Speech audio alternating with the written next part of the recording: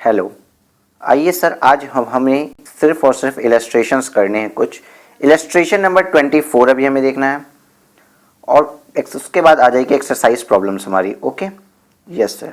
Exercise problem में जैसा कि मैं आपको बता चुका था कि ये सेक्शन का सिर्फ रिवीजन करवाएंगे, तो चलिए हम ना एक्सरसाइज नंबर 2 से स्टार्ट करते हैं। ओके सर, आओ।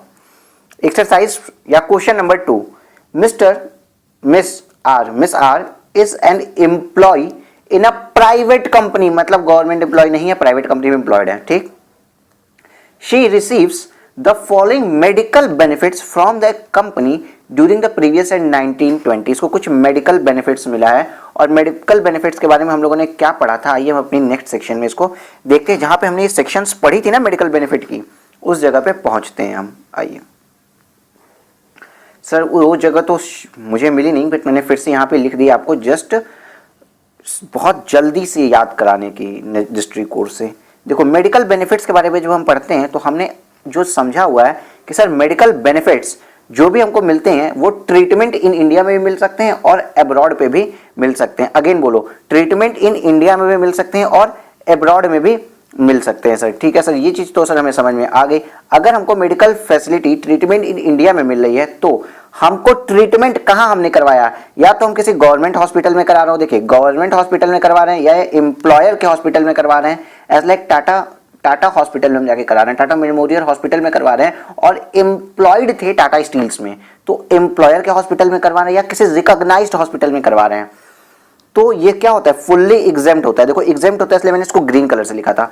और सर टैक्सेबल कहां हो जाएगा, अदरवाइज हम अगर कहीं करवाते हैं, मतलब कोई भी डिजीज हुई अगर उसका ट्रीटमेंट भारत में हो रहा है, तो यदि वो भारत गवर्नमेंट हॉस्पिटल, एम्प्लॉयर के हॉस्पिटल या गवर्नमेंट रिकॉग्नाइज्ड हॉस्पिटल में अगर हो रहा है, तब तो वो बेनिफिट, जो मेडिकल बेनिफिट आपको मिला, जो मेडिकल बेनिफिट आपको आपके एम्प्लॉयर से मिला है, वो एग्जेम्प्ट है। अदरवाइज अगर आप किसी नर्सिंग होम से करवाते हो, फैमिली डॉक्टर से करवाते हो, किसी इंसान को सड़क पे पकड़ के उससे करवाते हैं, तो वो सब कुछ टैक्सेबल हो जाता है। ठीक ठीक सर जी, एग्जाम्पल के तौर से और समझा देते हैं। आपको 5 लाख रुपए का आपने ट्रीटमेंट करवाया और वो गवर्नमेंट हॉस्पिटल से करवाया, ठीक है, और 80,000 रुपए आपने ड्रेसिंग में केवल करवा दिए, वो आपने किसी प्राइवेट नर्सिंग होम में करवा दिए। आपको टोटल आपका एम्प्लॉयर 5,80,000 रुपए का रिइंबर्समेंट अगर देता है, तो 5 लाख जो ट्रीटमेंट गवर्नमेंट हॉस्पिटल में हुई उस वो टैक्स फ्री हो जाएगा, और 80,000 जो नर्सिंग होम में की उस पर टैक्स आपको देना पड़ेगा, वो आपकी इनकम मान ली जाएगी, 80,000 रुपए आपकी टैक्सेबल हो जाएगा। क्लियर है? हाँ सर जी क्लियर है। लेकिन बात यहीं पे खत्म नहीं हुई है, अभी तो बात शुरू हुई है सर जी। कोई ऐसी बीमारी थी जिसके लिए आप विदेश चले गए। सर कहां चले गए? आप पटाया चले गए, स्विट्जरलैंड चले गए, चलो स्विट्जरलैंड चले गए, ठीक है, ठीक सर जी। वहां पे जब आप गए तो आप कैसे गए होगे? प्लेन से गए होगे, तो आपको ट्रैवलिंग का भी बेनिफिट मिलेगा, ठीक है। वहां पे गए, फिर वहां पे किसी होटल में रहे, तो वहां पे स्टे किए, उसका भी बेनिफिट मिलेगा। और वहां पे स्टे करके क्या घूमने थोड़ी गए थे, ट्रीटमेंट करवाए ना अपना, तो ट्रीटमेंट का भी बेनिफिट मिलेगा। तो जो स्टे और ट्रीटमेंट का बेनिफिट होता है वो जितना रिकॉग्नाइज्ड, जितना भी प्रिस्क्राइब्ड कहती है, जितना भी प्रिस्क्राइब्ड की होती है आरबीआई के अकॉर्डिंग किया जाता है, जितना प्रिस्क्राइब्ड किया आरबीआई ने। मान लो अगर 8 लाख रुपए आपने खर्चा किया है, 8 लाख रुपए आपने खर्चा किया है, लेकिन आरबीआई ने 2.5 लाख रुपए प्रिस्क्राइब्ड किए, तो एग्जेम्पशन 2.5 लाख रुपए तक की ही मिलेगी। सर लेकिन ट्रैवल का क्या? आपने स्टे का बता दिया, ट्रीटमेंट का बता दिया, ट्रैवल का क्या? अगर इंडिविजुअल की ग्रॉस टोटल इनकम 2 लाख रुपए तक ही है, 2 लाख रुपए, देखो मैंने ग्रीन कलर से लिखा है, 2 लाख रुपए तक ही है, तो ही उसको ट्रैवल पे बेनिफिट मिलता है, तो ट्रैवल पे बेनिफिट मिलेगा। अदरवाइज टोटल ट्रैवलिंग का खर्चा टैक्सेबल हो जाएगा। सर ट्रैवल गया तो क्या मरीज जो है अकेला गया होगा? नहीं, उसके साथ एक अटेंडेंट भी जाता है, तो एक मरीज का प्लस एक अटेंडेंट, दोनों का सारा खर्चा अलाउड होता है ट्रैवलिंग के मामले में, ठीक, चाहे वो स्टे किए हो चाहे ट्रैवल किए हो। और ट्रैवल के केस में 2.5 लाख रुपए, 2 लाख रुपए तक की जीटीआई हो तभी, 2 लाख रुपए तक की जीटीआई हो तभी, 2 लाख रुपए तक की जीटीआई हो तभी। अब आप भी बोलो, 2 लाख रुपए तक की जीटीआई हो तभी। ठीक सर जी। सर ये क्या केवल एम्प्लॉय के लिए? नहीं, सिर्फ और सिर्फ एम्प्लॉय के लिए बात नहीं होती है। स्पाउस हो एम्प्लॉय की, या उसके चिल्ड्रन हो, या फिर सर डिपेंडेंट रिलेटिव्स हो। और रिलेटिव की मीनिंग में कौन आते हैं? Mother father brother sister, MFBS। लेकिन वो क्या होने चाहिए? डिपेंडेंट होने चाहिए। बात समझ में आ गई? सर इसके साथ एक बात और आपको यहां बता दें, अगर कोई मेडिकल इंश्योरेंस आपने लिया और मेडिकल इंश्योरेंस का प्रीमियम आपका पे हुआ है, भले ही वो ये प्रीमियम किसने पे कर दिया, एम्प्लॉयर ने पे कर दिया। अगर एम्प्लॉयर प्रीमियम पे करता है किसका, हेल्थ इंश्योरेंस का, मेडिकल इंश्योरेंस का, तो ये एग्जेम्प्ट होता है, ये टैक्सेबल नहीं होता है। क्या, ये टैक्सेबल नहीं होता है। ओके ओके सर जी, अब हम आ जाएं अपने क्वेश्चन पे।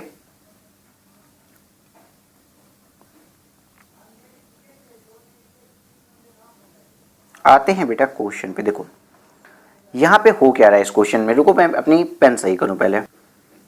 देखिए यहां पे पहली बात, ये कौन थे, प्राइवेट एम्प्लॉय थे जिनको मेडिकल बेनिफिट्स दिए गए हैं बाय द एम्प्लॉयर। और अब हमको क्या निकालना है, लास्ट में आते हैं, एग्जामिन करना है taxability of the above benefits and allowance in hands of Rakhi. Rakhi के हाथ में क्या टैक्सेबल हुआ, क्या टैक्सेबल नहीं हुआ।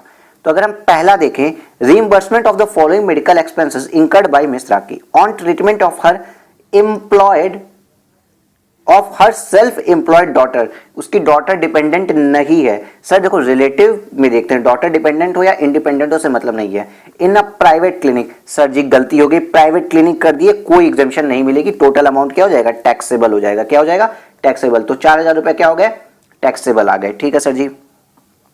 On treatment of herself by family doctor, sir family doctor से करो या सड़क से उठा के किसी इंसान से करवा लो, अगर गवर्नमेंट हॉस्पिटल, एम्प्लॉयर का हॉस्पिटल या गवर्नमेंट रिकॉग्नाइज्ड हॉस्पिटल नहीं है तो टैक्स लग जाएगा। On treatment of her mother in law, sir mother in law को तो कहीं पे भी बताया ही नहीं गया था रिलेटिव, ठीक है, जो कि उनके ऊपर डिपेंडेंट है इन a nursing home.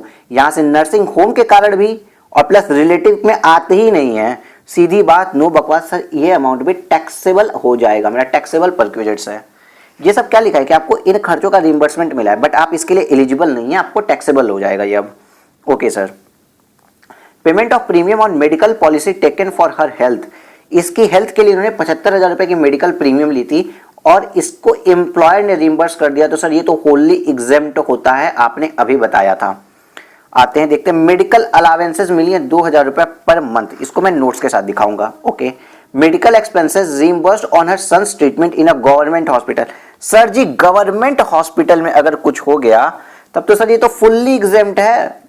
Sir exempt है तो ब्लू पेन से लिखो, ग्रीन से लिखो, फुल्ली एग्जेम्प्ट, बात खत्म सर जी, इस पे कोई टैक्स की बात नहीं होगी।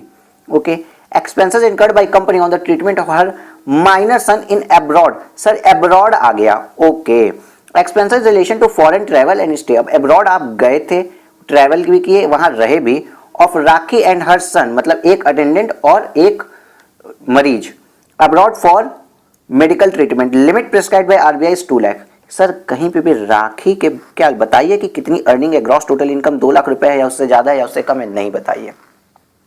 आरबीआई की जो प्रिस्क्राइब्ड लिमिट 2 लाख रुपए है, सर ये किस लिए है, क्या ये कहीं पे भी लिखा है कि ये for only purpose of treatment है या ट्रैवल एंड स्टे है या फिर बोथ है, तो हम कंसीडर करेंगे सब कुछ के लिए 2 लाख रुपए है।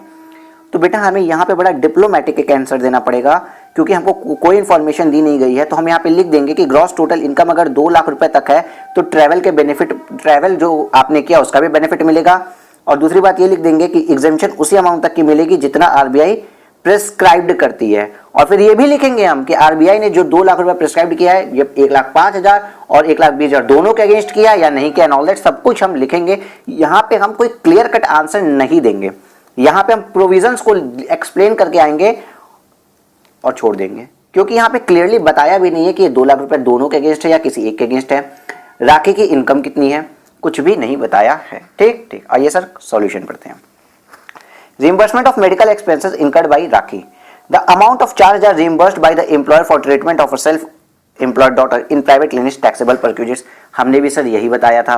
दूसरी बात, जो 8,000 रुपए reimbursed हुए एम्प्लॉयर के द्वारा for treatment of rakhis family doctor is also a taxable perquisites, sir हमने भी आपको यही बताया था। देखिए आप सॉल्यूशन कितना ओरली समझ जा रहे हैं, ये भी टैक्सेबल था सर, ये भी टैक्सेबल था, 4,000 टैक्सेबल, 8,000 टैक्सेबल, और अमाउंट जो 5,000 का रिइंबर्समेंट हुआ था for treatment of mother in law वो भी टैक्सेबल परक्यूजिट्स था।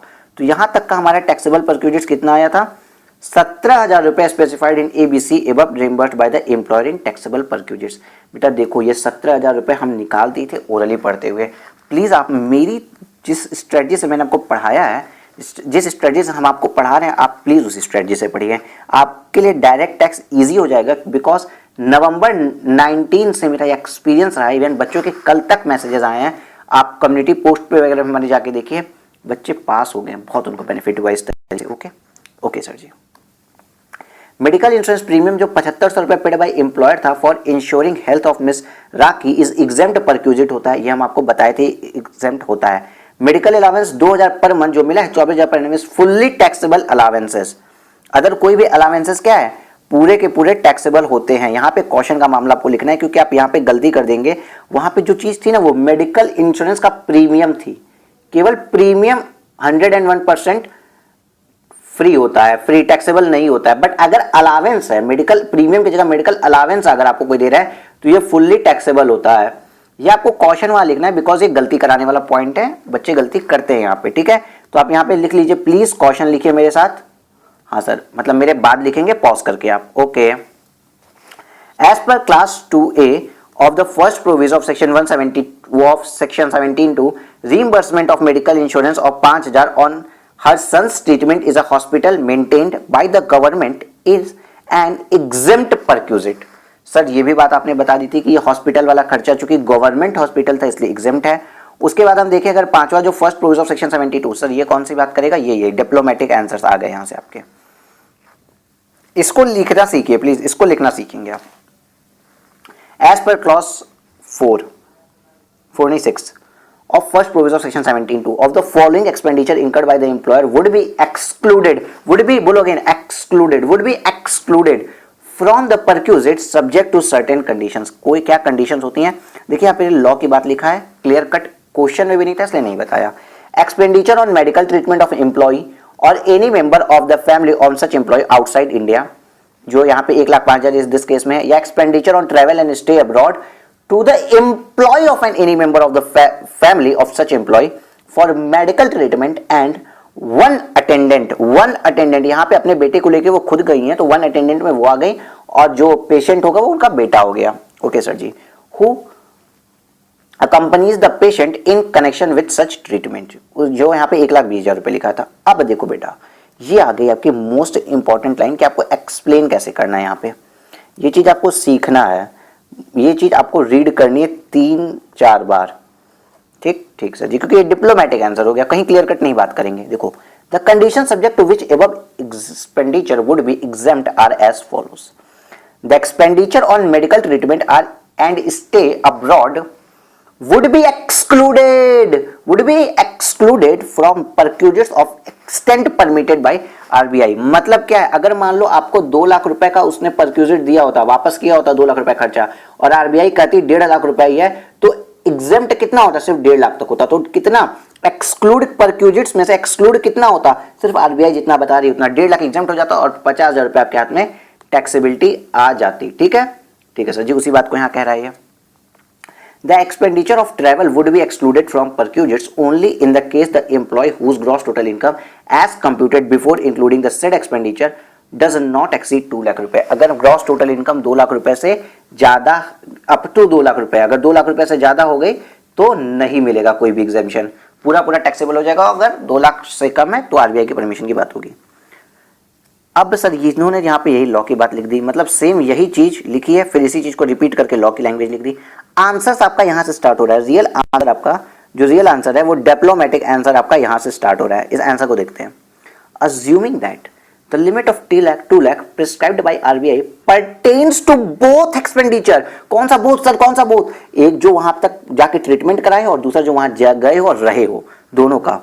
On medical treatment of minor son as well as expenditure on stay abroad of Miss Raki and her minor son, such expenditure would be excluded from perquisite subject to maximum of 2 lakh if such expenditure is less than 2 lakh।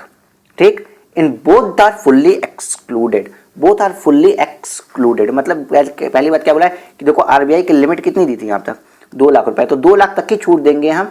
Both are excluded है, इन दोनों को जोड़ के जिसमें से भी 2 लाख रुपए आपको घटाना है घटाओ, टोटल वैल्यू पे घटा दो और जिस पोर्शन को टैक्सेबल करना है आप कर दें। और ग्रॉस टोटल इनकम वाली बात भी देखेंगे। मान लो अगर 2 लाख से ज्यादा है तब तो आप इस चीज पे बेनिफिट ही नहीं ले सकते, स्टे वाला जो ट्रैवल एंड स्टे का बेनिफिट ही नहीं ले सकते। मैंने आपको चार्ट में बताया था, फिर से आप बैक में जाके चार्ट को रिफर कर लीजिए।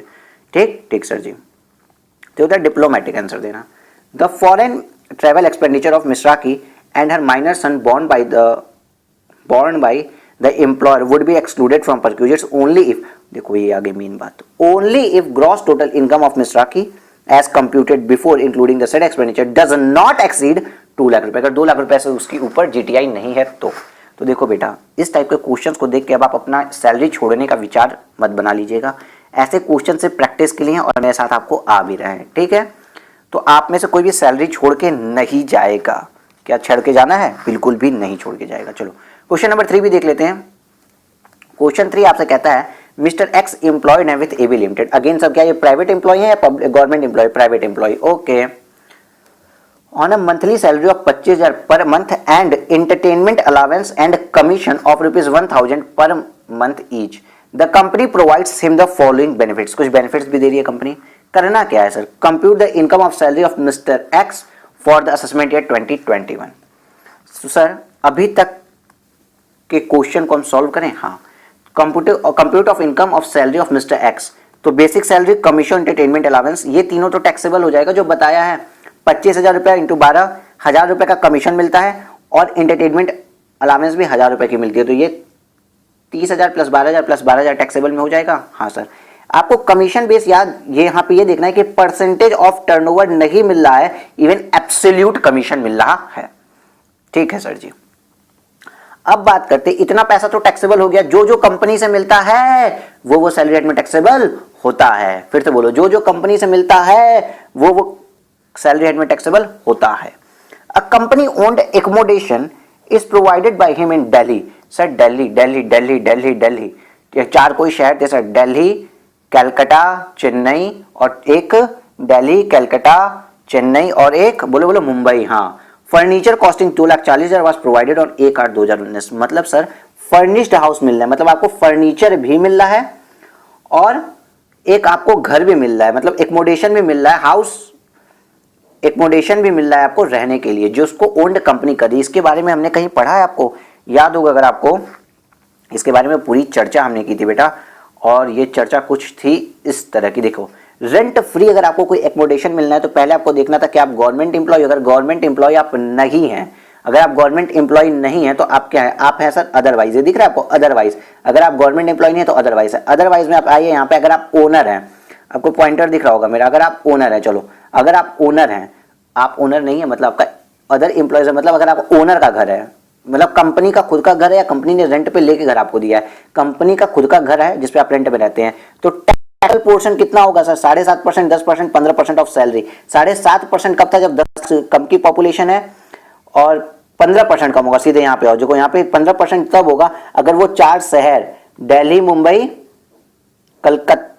कलकत्ता और चेन्नई, कोलकाता और चेन्नई में अगर आप रहते हैं, एमकेडीसी में अगर आप रहते हैं तो होगा। ठीक है सर जी। लेकिन सर 15% ऑफ सैलरी अगर टैक्सेबल कर रहे थे, यहाँ सैलरी का क्या मतलब था? बीबी द एएमसी, बीबी द एनुअल मेंटेनेंस चार्जेस। तो यहाँ पे कमीशन को हमने क्या बोला था? As a percentage of turnover हो या न हो, कुछ याद आ रहा है? As a percentage of commission हो या ना हो। आइए, और यहाँ पे अदर अलावेंसेस भी थे, ए फॉर अदर अलावेंसेस भी थे, पूरी की पूरी बात हो रखी थी। इस बेसिस पे अब हम यहाँ पे सॉल्व करते हैं।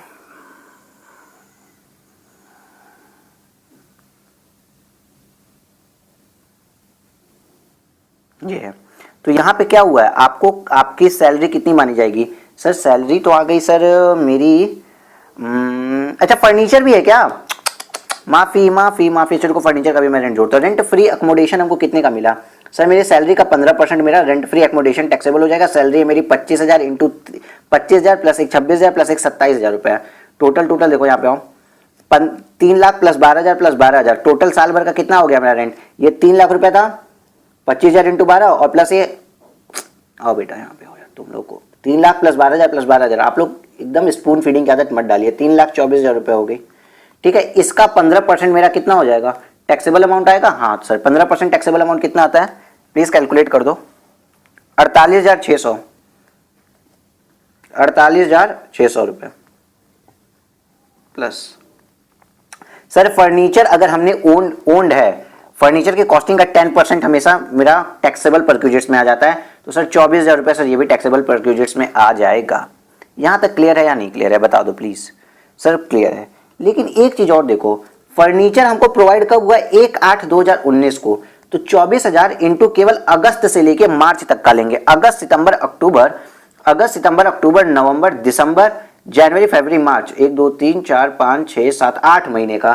तो 8 डिवाइड बाई 12 कर देंगे तो जो भी यहाँ पे आ रहा होगा 12 दूनी 24, 2000 16,000 प्लस 48,600 टोटल मेरा टैक्सेबल हो जाएगा for rent free accommodation. Okay आइए सर देखते हैं।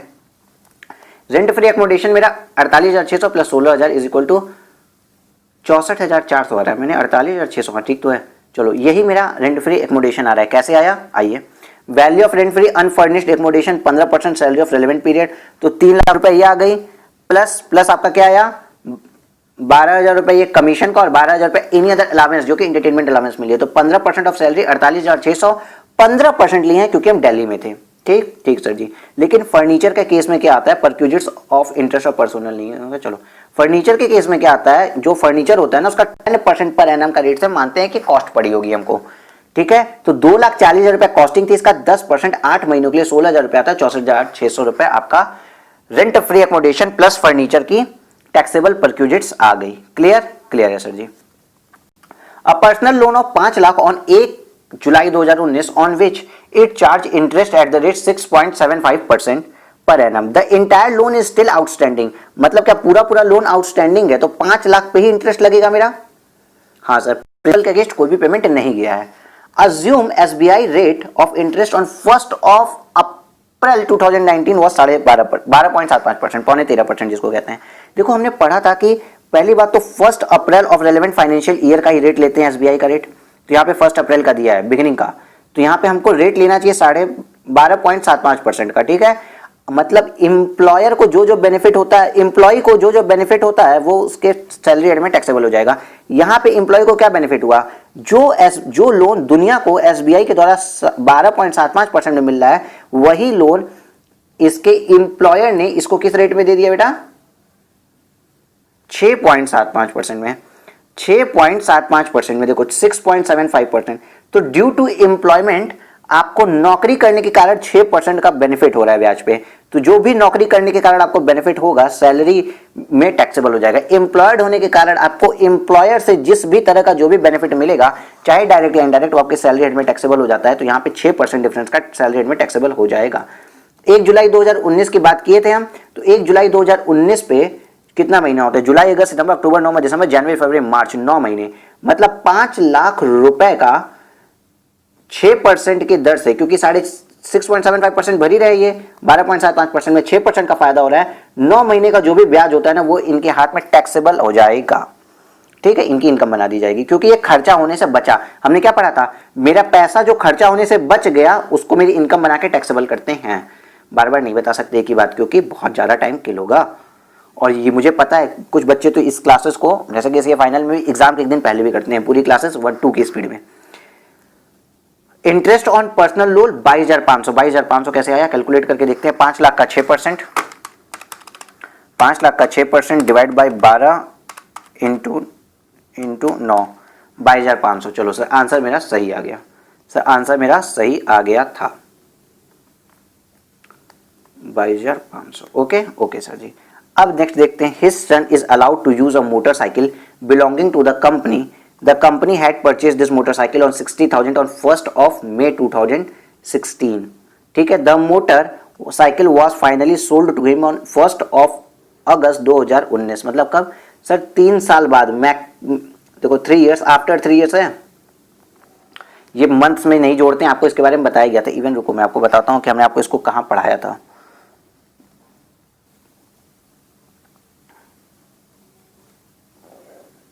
देखिए जहां हमने आपको ये बताया था ना कि ट्रांसफर ऑफ, देखो यहाँ पे ट्रांसफर ऑफ मूवेबल एसेट की बात हो रही है, रेंटल की बात नहीं हो रही है। यहाँ पे रेंटल की बात नहीं हो रही है, कार वगैरह रेंटल वगैरह मैंने आपको अलग से बताया, लेकिन ट्रांसफर ऑफ मूवेबल एसेट की बात हो रही है। तो अगर आप ट्रांसफर करते हैं लैपटॉप या कंप्यूटर को तो माना जाता है कि 50% वैल्यू होगी।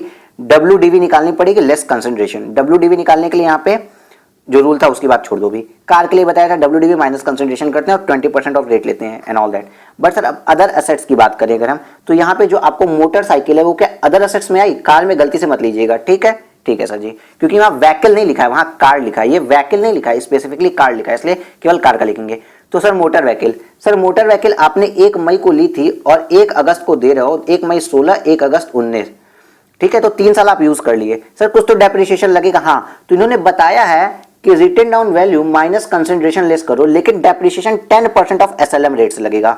तो मोटरसाइकिल आपने कितने की खरीदी थी, देखिए 60,000 रुपए की खरीदी थी, तो 60,000 का 10% होता है 6,000 और 3 साल के लिए तो 18,000, तो 60,000 में से ऐसे डिडक्ट हो जाएगा।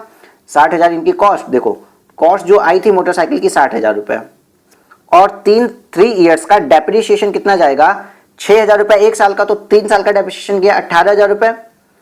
सर आपको गलती से भी वो मंथ वाइज करके नहीं लेना है, फ्लैट 3 साल का लीजिएगा, बिकॉज आपको पीजीबीपी में भी रीजनिंग दी हुई है, यहाँ पे भी रीजनिंग दी हुई है कि अगर आपके लास्ट में अगर वो समझ लो डेप्रिसिएशन में आ रहा है ब्लॉक में तो ही टैक्स लगता है, वरना पेबल से डिडक्ट हो जाता है एंड ऑल दैट। आपको रीजनिंग में दोबारा नहीं देने जा रहा हूँ। माइनस 18,000 WDV आपकी आती है बेटा यहाँ पे 42,000 रुपीज की। सीधी बात समझो फिर से, आपने इतने रुपए की खरीदी मोटरसाइकिल, 3 साल का डेप्रिसिएशन निकालने के बाद आज आपकी WDV 42,000 रुपए की है, जो कि आपने उसको सेल कितने रुपए में कर दी, किसको, एम्प्लॉय को सेल कितने रुपए की है, 30,000 रुपीज की सेल कर दी एम्प्लॉय को। तो एम्प्लॉय को कितने का फायदा हुआ, एम्प्लॉय को फायदा कितने का हुआ सर, 12,000 रुपए का। जिस चीज की कीमत आज 42,000 रुपए थी वो एम्प्लॉय को 30,000 में मिल गई, तो ये 12,000 रुपए टैक्सेबल हो जाएगा सैलरी हेड में।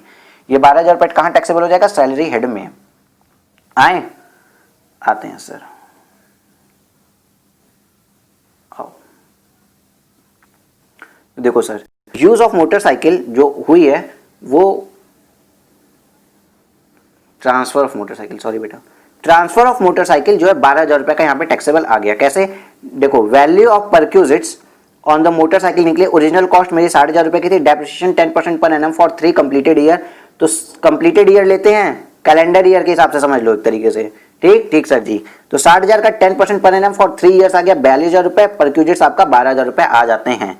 यहां तक की कहीं कोई दिक्कत नहीं है सर, कहीं कोई दिक्कत यहां तक की नहीं है, ठीक ठीक सर जी। अभी कहां गया, हाँ, personal tax paid by mister x of ₹2,000।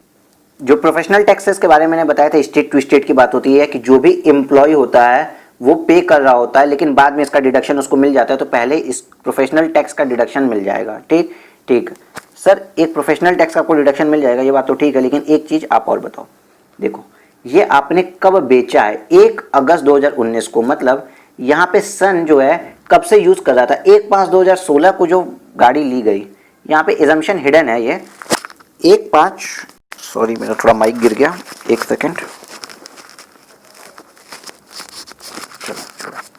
देखो 1/5/2016 को, आई थिंक 1/5/16 से वो यूज कर रहा है। अब हम बात करते हैं 2019 में, तो सर अब इन्होंने 1 अगस्त 2019 को क्या किया है, बाई कर लिया है, बाई कर लिए 22 स्केल आपकी जो थी, 22 स्केल या मोटरसाइकिल जो थी, मोटर व्हीकल जो थी, मोटरसाइकिल जो थी वो बाई कर लिया है। लेकिन सर यहाँ पे अप्रैल, मई, जून और जुलाई ये 4 महीना यूज भी तो किया है, ये 4 महीना यूज भी किया। देखो, son is allowed to use motorcycle belonging to the company had purchase the motorcycle for 60,000 on 1 May 2016।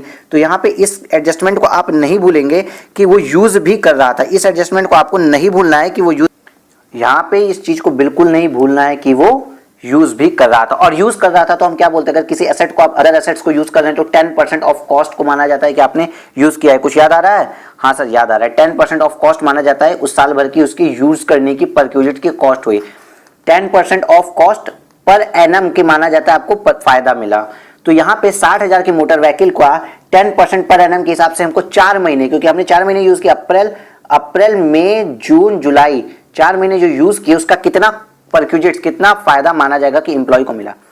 देखो इसमें कुछ बच्चे कंफ्यूज होते हैं, इसलिए मैं फिर से इस चीज को बताना चाहूंगा कि सर एम्प्लॉयर की कार थी, ठीक है, एम्प्लॉयर की कार थी, उस कार को एम्प्लॉय अगर यूज भी कर रहा है ना, तो यूज करने का जो फायदा ले रहा है वो क्यों ले पा रहा है, क्योंकि वो एम्प्लॉयमेंट में है, तो जिस यूज करने का जो फायदा हो रहा है उसको भी टैक्सेबल किया जाता है। और इसी फायदे को बोला गया है कि ये फायदा 10% ऑफ कॉस्ट माना जाता है। यहाँ पे कार की बात नहीं करेंगे, अगर कोई भी एसेट अगर है तो माना जाता है 10% of cost of that asset होता है पर एनम। तो यहाँ पे 60,000 की गाड़ी आप यूज कर रहे थे, तो 10% ऑफ पर एनम के हिसाब से उसका 6,000 रुपये माना जाएगा कि आपने साल भर यूज करने का कॉस्ट है। तो आपने 4 महीने यूज किए तो 4 महीने की कॉस्ट आती है 2,000 रुपये, जिसको आपको ऐड करना है और ये पॉइंट स्किप होता है, इसलिए क्वेश्चन लिख लीजिए यहाँ पे दैट मस्ट रिमेंबर, ये पॉइंट छूट जाता है इसलिए आपको यहाँ पे लिखना पड़ेगा मस्ट रिमेंबर। मुझसे भी एक बार ये पॉइंट छूट चुका है।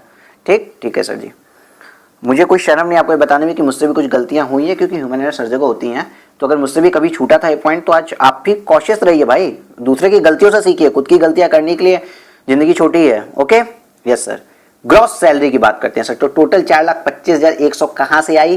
3 लाख रुपए प्लस 12,000 12,000, ये थी मेरी बेसिक पे plus entertainment allowance plus commission. Entertainment allowance का जो डिडक्शन मिलता है वो अभी अलग पहुंचेगा। रेंट फ्री एकोमोडेशन, कहाँ गया? Rent free accommodation, add value of furnitures, interest on personal loan, use of motorcycle and और दैट यहाँ पे कर दिया है। ग्रॉस सैलरी में डिडक्शन अंडर सेक्शन 16 लिया है। अंडर सेक्शन 16(1) स्टैंडर्ड डिडक्शन 50,000 रुपये हमेशा मिलती है और प्रोफेशनल टैक्स पेड की 2,000 मिलती है। 52,000 रुपये डिडक्शन मिल गया। आपका टोटल इनकम फ्रॉम सैलरी आ गई 3,73,100 रुपए। कितनी आ गई? 3,73,100 रुपए। अब आप आइए एक बार इलस्ट्रेशन नंबर 23 में। इलस्ट्रेशन नंबर 23 सर देखो, इलस्ट्रेशन नंबर 23 में सर एंटरटेनमेंट अलावेंस एक आया था और उसमें आपने हमें कुछ समझाया था कि एंटरटेनमेंट अलावेंस में कुछ अमाउंट एग्जेम्प्ट हो जाता है।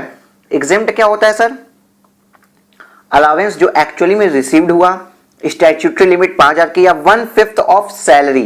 याद आ गया? हाँ सर, ये सब कुछ आपने समझाया था।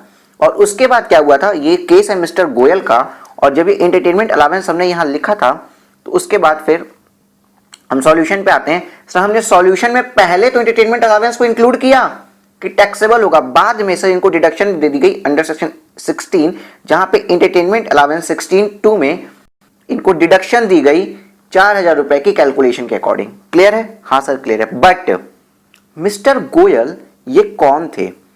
Mister Goyal is state government employee, state government employee. Okay sir. और हम अगर अपने क्वेश्चन में आए,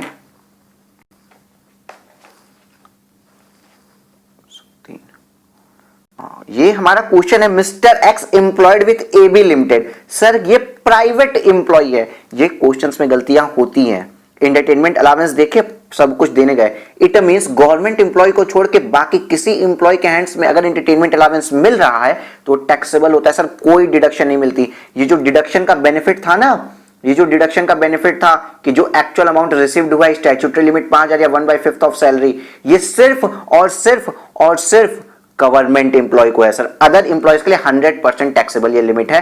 तो इस चीज को थोड़ा सा यहां पे आप ध्यान रखेंगे और यहां पे कोई भी डिडक्शन देने की गलती आप नहीं करेंगे। क्या? यहां पे कोई भी डिडक्शन देने की आप गलती नहीं करेंगे। तो यहां पे कृपया करके यहां पे आइए और लिखे कॉशन, क्योंकि ये होती है गलतियां बहुत ज्यादा। और यहां पे लिखेंगे आप मेरे साथ अभी,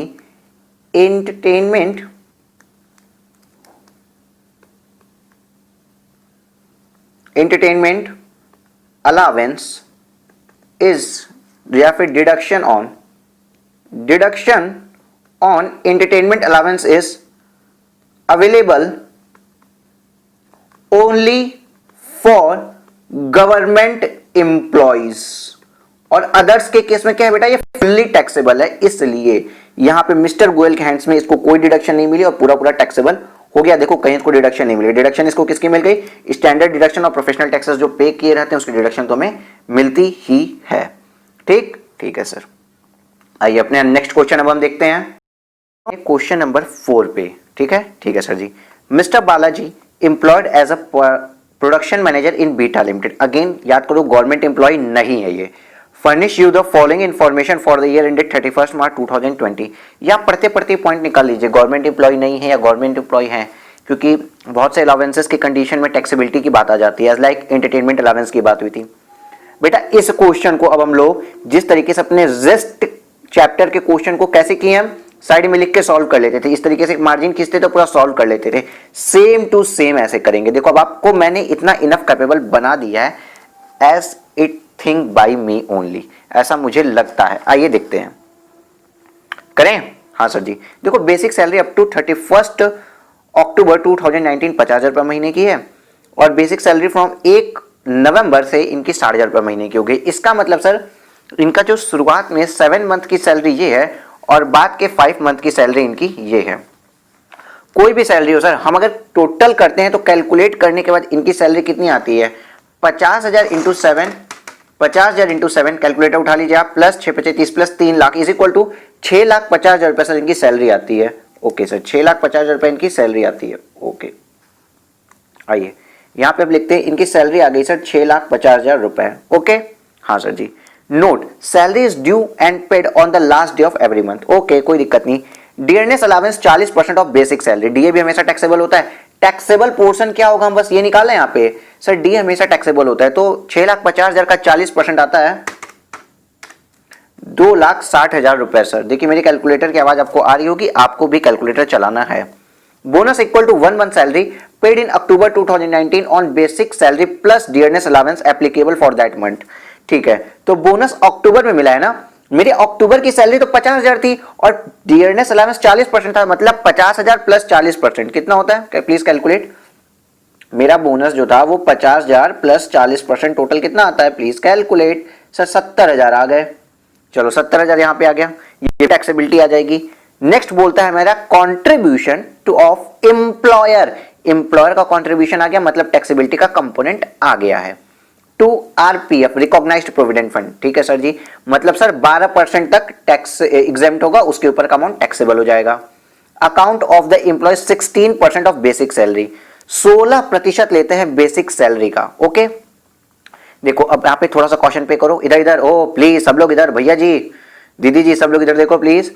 बेसिक सैलरी लिखा है ना, तो यहाँ पे आपको नोट या नोट एग्जम्पशन आपको मानना पड़ेगा कि जो डीए है वो नॉट इन टर्म्स है, मतलब नॉट फॉर रिटायरमेंट बेनिफिट है। डीए जो है वो नॉट फॉर रिटायरमेंट बेनिफिट है। ठीक है, या आप नोट, आपके बुक में भी यही चीज, इस क्वेश्चन में यही माना है, और चूंकि ये बता रहा है बेसिक सैलरी का 16% है, तो फेवरेबल नोट आपका यही रहेगा। ठीक, आप हालांकि आप ले सकते हैं कि डीए इन टर्म्स है तो आप अलग कैलकुलेशन कर सकते हैं, बट आपका आईसीआई नहीं लेता है डीए इन टर्म्स, तो आप क्यों लेंगे, बिल्कुल नहीं लेंगे सर। तो 16% बेसिक सैलरी का आपका कंट्रीब्यूशन हो रहा है। एग्जेम्पशन 12% तक की मिलती है, टैक्सेबल सर 4% आ जाएगा। 4% बेसिक सैलरी का, बेसिक सैलरी कितनी है सर, 6,50,000 रुपए, मतलब 6,50,000 का 4% आपका टैक्सेबल हो गया है। 26,000 रुपए आपका टैक्सेबल अमाउंट आता है। मैं इसको ग्रीन पेन से लिखता हूं, 26,000 रुपए बेटा ये आपका टैक्सेबल अमाउंट आता है। ओके सर, यहां तक समझ में आ गया। प्रोफेशनल टैक्सेस पेड 2,500 रुपए, on which 2,000 was paid by the employer। Employer कुछ भी पे करे, एम्प्लॉयर से होने वाला हर एक फायदा कहां पे जाता है, सैलरी हैंड में टैक्सेबल हो जाता है। ये बात अलग है कि 2,000 प्रॉपर्टी टैक्स 2,500 का था आपका, 2,000 एम्प्लॉयर पे कर रहा है, मतलब 500 आप पे कर रहे हैं, लेकिन जब 2,000 रुपए आपके लिए टैक्सेबल हम कर देंगे ना, तो आपको एग्जेम्पशन पूरी कितने की मिलेगी, बोलो बोलो, पूरे 2,500 रुपए की एग्जेम्पशन मिलेगी आपको। मैंने समझाया हुआ ये बात, ठीक है सर। Facility of laptop and computer was provided to Balaji for both official and personal use. Laptop की कॉस्ट है 45,000 रुपए, कंप्यूटर की कॉस्ट है 35,000 रुपए। Were acquired by the company on 1 December 2019।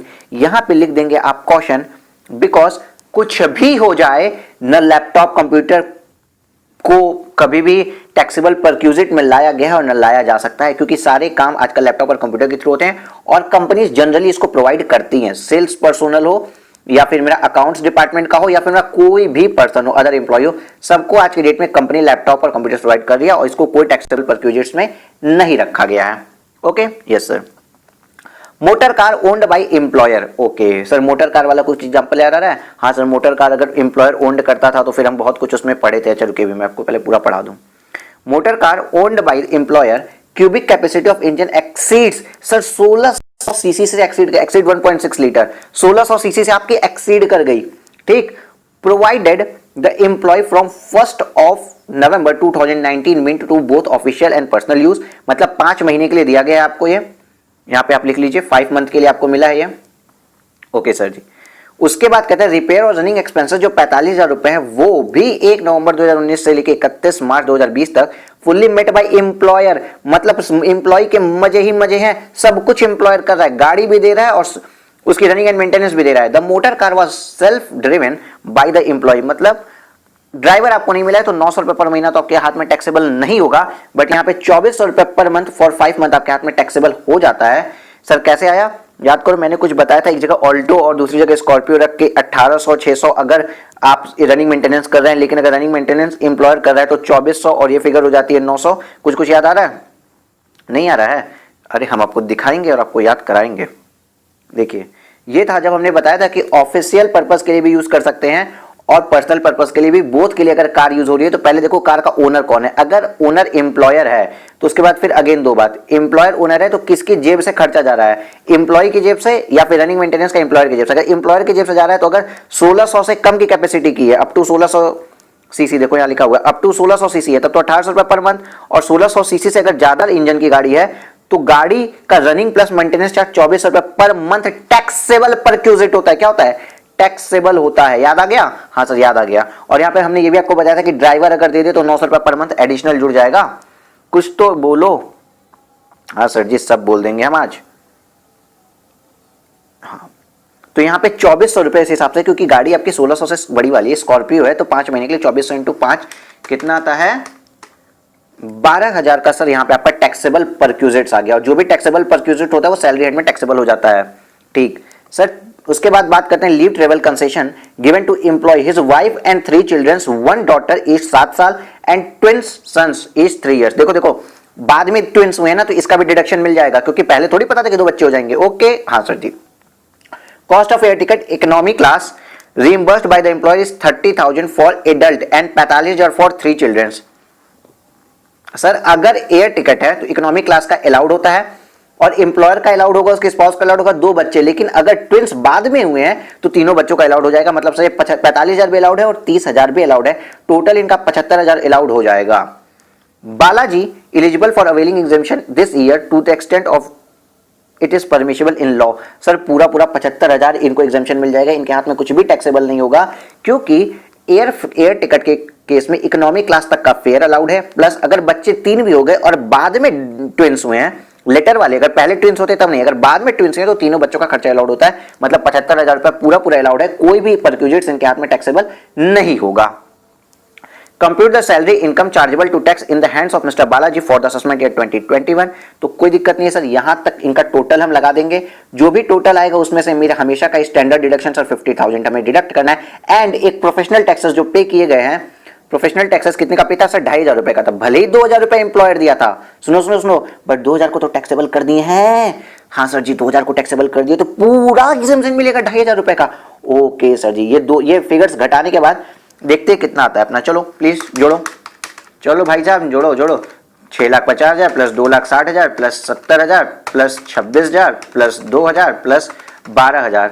Sir ये तो आ गया आपका 10,20,000 रुपए। कितना आ रहा है? 10,20,000 रुपए माइनस 52,500 अगर आप करते हैं तो सर 967,500 आपका आता है यहाँ पे सॉल्यूशन।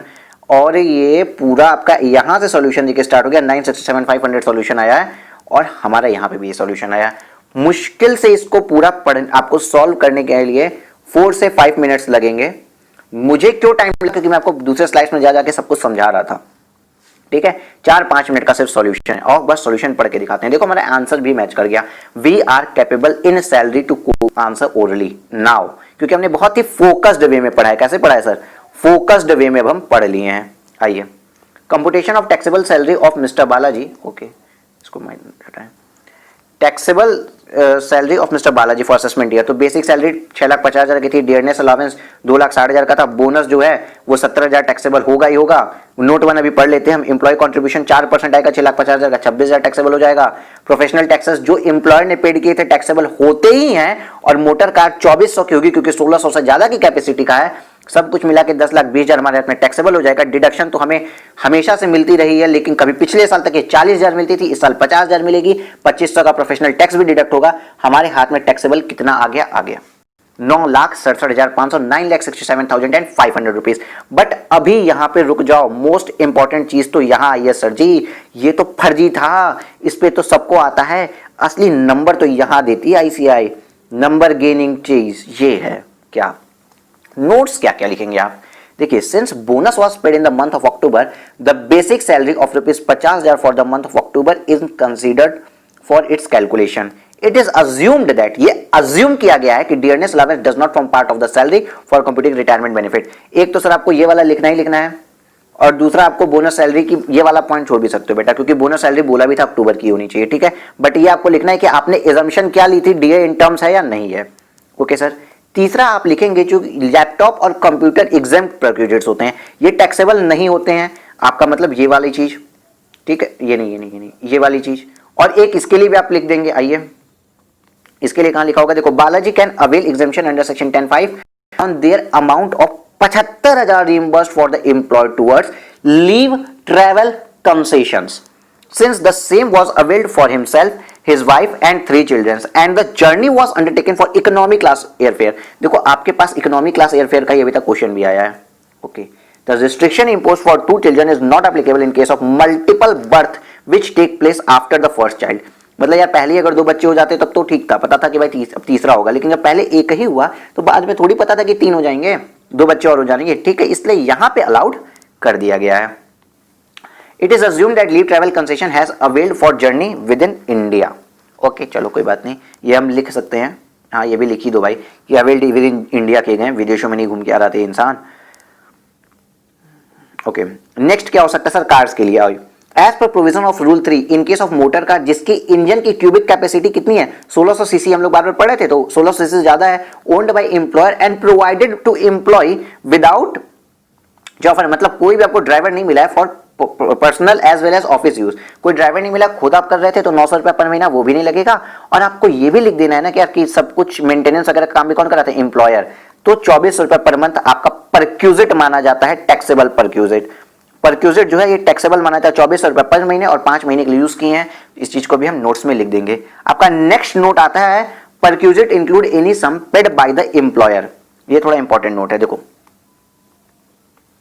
ये बात कुछ नहीं लिखा है बट बात बहुत सही लिखा है सर, कुछ नहीं लिखा है और सही लिखा है, मतलब देखो आपको पहले से पता है तो आपके लिए कुछ नहीं है, लेकिन जो थोड़ा बहुत आपको कंफ्यूजन होगा वो भी दूर कर देगा कि परक्यूजिट का मतलब सिर्फ यही नहीं कि आपको रेंट फ्री एकोमोडेशन परक्यूजिट मिला, लैपटॉप के लिए परक्यूजिट दिए, डेस्कटॉप के लिए दिए, भले ही एग्जाम्प्ट है लेकिन परक्यूजिट है ना, आपको घूमने के लिए परक्यूजिट दिए, कोई भी परक्यूजिट दिए, सिर्फ नाम के पीछे परक्यूजिट लगने से कुछ नहीं होता है। परक्यूजिट का असली मतलब होता है कि any sum paid by the employer, कोई भी सम जो एम्प्लॉयर पेड करता है in respect of any obligation which but for such payment would have been payable by SSC, जिसका पेमेंट एसएससी को करना चाहिए था बट उसका पेमेंट एम्प्लॉयर ने कर दिया। कोई भी आपके दूध का खर्चा दूध वाले ने या न्यूज़पेपर वाले का बिल आपको पे करना चाहिए लेकिन वो एम्प्लॉयर कर देता है, तो वो भी परक्यूजिट के मीनिंग में आ जाएगा, बिकॉज आपकी ऑब्लिगेशन को कौन पे ऑफ किया, आपकी ऑब्लिगेशन को कौन पे ऑफ किया, एम्प्लॉयर पे ऑफ किया। Okay sir, therefore professional tax of 2000 rupees paid by the employee is taxable as a perquisite in hands of Mr. Balaji as per section 16(3). A deduction from the salary is provided on account of tax of employment, that is professional tax paid during the year। clear? yes sir clear। लेकिन ये भी बात करता है therefore in the present case the professional tax paid by the employer on behalf of employee of rupees 2000 is first included in the salary। पहली बार तो 2000 रुपए include करेंगे सैलरी में, deduction on the entire professional tax that is provided from the salary. हम include तो 2000 रुपए ही करेंगे but जब हम डिडक्शन दे रहे होंगे ना तो पूरे 2500 रुपए की डिडक्शन देंगे फ्रॉम द सैलरी। ये इसका रीजनिंग भी मैंने आपको बता दिया था कि 2000 रुपए जब उसकी इनकम में इंक्लूड करके टैक्स उस पर ले लिए हैं तो पूरे 2500 रुपए उसको भाई डिडक्शन दे दो ना, याद आ रहा होगा। जी हाँ, क्योंकि 500 तो अपनी वो खुद की सैलरी से कॉन्ट्रीब्यूट किया था और वो सैलरी पहले ही टैक्सेबल हो चुकी है। कहां पे सर, इस 65,000 में। ओके याद आ रहा होगा। हाँ सर, नेक्स्ट क्वेश्चन करें। यस सर, आइए अब हम अपना स्टार्ट करते हैं इलस्ट्रेशन नंबर 24। बट इसके लिए मैंने अपने पीडीएफ के अलाइनमेंट को देखे थोड़ा बदला है, मैंने डबल पेजेस एक साथ लिए हैं बिकॉज आपको कुछ चीज़ें समझानी है। बट इसके पहले एक सेक्शन और एक छोटी सी बात करते हैं। लेट्स से, बस एक छोटी मोटी बात है। क्या बात है सर? देखो ऐसा क्या कभी हो सकता है कि आप 2007 में एम्प्लॉयड हों, 2007-8 में काम किए, 2008-9 में काम किए, 2009-10 में काम किया और आपका कोई डिस्प्यूट हो रखा है, बोनस का अटका है या सैलरी का अटका है, कुछ भी बात अटकी है और आपको इन ईयर्स की सैलरी आके 2012-13 में मिली है। It is possible? क्या ऐसा हो सकता है 2007, 8, 8, 9 या 9, 10 या किसी भी ईयर की सैलरी बाद में आके मिले? हाँ सर, हो सकता है। अब एग्जाम्पल के तौर पे बस समझिएगा कि मान लीजिए इस साल का आपका 1 लाख रुपए जो आपको मिलना था 2007-8 में, वो पैसा आपको मिल रहा है 2012-13 में। ठीक है सर। 2012-13 में आपकी सैलरी की इनकम 9 लाख रुपए है। चलो सर 9 लाख भी नहीं मानते हैं, और कुछ माने सर 10 लाख रुपए, चलो 10 लाख रुपए है। ठीक है सर 10 लाख रुपए है। अब मान लो यहाँ पे 2008-9 का आपको 50,000 आ रहा है और 2009-10 का भी आपको 50,000 रुपए आ रहे हैं। टोटल 2 लाख रुपए आपको 2012-13 में मिल रहे हैं as an part of salary for previous years. 2007-8, 8-9, 9-10 के लिए आपको 2012-13 में पैसा मिल रहा है। तो आपको इंक्रीज्ड या अर्लियर ईयर का, जिसको अर्लियर ईयर के लिए बोल सकते हैं हम, अर्लियर ईयर के लिए आपको कितना पैसा मिल रहा है, क्या मैं समझ सकते हैं? सर 2 लाख रुपए आपको एडिशनल मिल रहा है अर्लियर ईयर के लिए। मतलब आपकी इनकम यहाँ पे हो जा रही है 12 लाख रुपए, और आपको पता है इस 2 लाख पे टैक्स कितना आ जाएगा सर? 30% के हिसाब से 60,000 रुपीज का टैक्स आ जा रहा है करंट ईयर में। ठीक है, 30,000 के हिसाब 30% के हिसाब से 60,000 रुपए का एडिशनल टैक्स आ रहा है कि इस पे रेट्रोस्पेक्टिव वाली 2 लाख की इनकम पे। हाँ सर। अब मान लीजिए सर ये जो 7-8 की हम बात कर रहे हैं अभी, 7-8 में अगर ये इनकम हमें मिलती तो इस पे कितना टैक्स आता, अब हम ये भी देखेंगे। 7-8 में अगर हमें ये इनकम मिलती तो इस पे कितना टैक्स आता। मान लो सर उस बार बेसिक एजेंशियल लिमिट 2.5 लाख रुपए है, स्लैब रेट जो भी है नहीं पता, बट उस समय 1 लाख रुपए पे मेरी इनकम टैक्स आता मान लो 25,000 रुपए सर, एग्जाम्पल के लिए मैं बता रहा हूँ। और इस समय कितना आ रहा है? 60,000 आ रहा है। तो सर इस तरीके के क्वेश्चन को क्या करते हैं और ऑब्जेक्टिव क्या होता है? देखो पहली बात ये कि अगर हमको अर्लियर ईयर की, चलो छोटा करके बताते हैं, हमें अर्लियर ईयर की जब इनकम आज मिली है, इस साल मिली है, तो हो क्या सकता है कि अननेसेसरी इस साल हमको टैक्स ज्यादा पे करना पड़ जाए, अननेसेसरी हमको इस साल टैक्स ज्यादा पे करना पड़ जाए। ठीक है, तो रूल पता है क्या है, या रूल या कहिए एक तरीके से इनकम टैक्स एक्ट की सोच क्या है कि जिस साल की वो इनकम थी उस साल अगर वो इनकम मिल गई होती, प्लीज बेटा हिंदी में सुन लो ताकि तुरंत ग्रैप्स कर लो। बस देखो फिर से ब्लैक पेन देखना आप, जिस साल की वो इनकम थी अगर उस साल उस पर टैक्स लग जाता तो कितना टैक्स लगता? जिस साल की इनकम थी उस साल अगर टैक्स लगता तो कितना टैक्स लगता?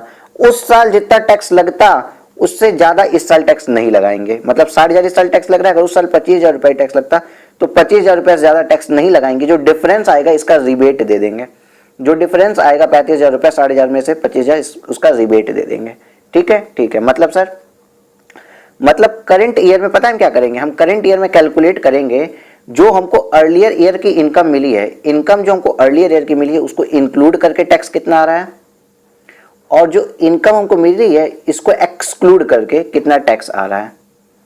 मतलब सर 5 रुपए अगर हमको इनकम करंट ईयर में अर्न किए हैं सैलरी, ठीक है, 2 रुपए पिछले साल का है, तो 5 2 7 रुपए पे टैक्स टोटल कितना आ रहा है समझ लो बेटा, और केवल 5 पे टैक्स कितना आ रहा है। इन दोनों का डिफरेंस अगर हम निकाल दें तो हमको पता चल जाएगा कि हमको इस वाली इनकम जो कि हमको अर्लियर ईयर से रिलेटेड है, वो सैलरी जो हमको अर्लियर ईयर से रिलेटेड है उस पे कितना टैक्स बना। नहीं समझ आया? फिर से समझो, ये मान लो हमने करंट ईयर में जो काम किया, मेरी सैलरी बनती है 5 लाख रुपए, ठीक है सर जी 5 लाख रुपए, और अर्लियर ईयर का हमको मिल गया 2 लाख रुपए, तो हम एक जगह टैक्स निकालेंगे 7 लाख रुपए पे कितना टैक्स आ रहा है, दूसरी जगह निकालेंगे केवल 5 लाख रुपए पे कितना टैक्स आ रहा है। अगर इन दोनों का जो डिफरेंस आएगा वो डिफरेंस ऑफ टैक्स कितना होगा, पिछले साल की सैलरी पे, या जिसको क्या बोलते हैं एरियर सैलरी, क्या बोलते हैं एरियर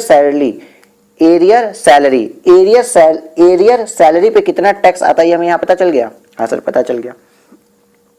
अब ये मेरा स्टेप 1 हो गया। अब हम क्या करेंगे, अब हम जिस साल से वो रिलेटेड थी, मान लीजिए 7-8 से रिलेटेड थी, उस साल में भी तो हमने रिटर्न भरा होगा।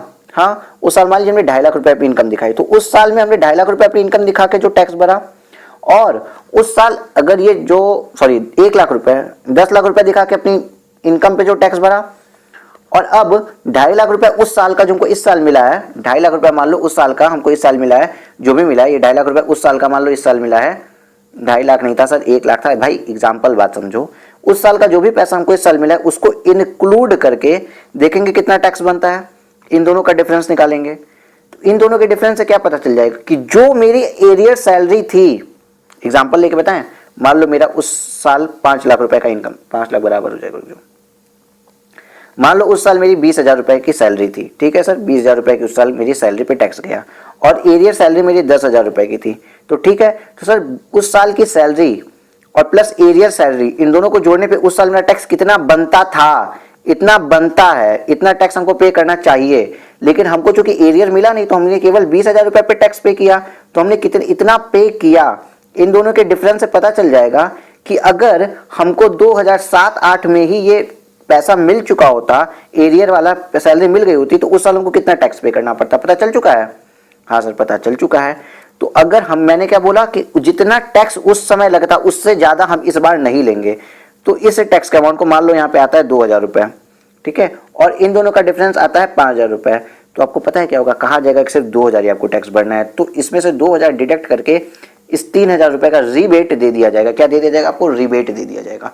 और यही आपका पूरा कंसेप्ट है रिबेट अंडर सेक्शन 89 का। ओके ओके सर, आइए क्वेश्चन पे आते हैं।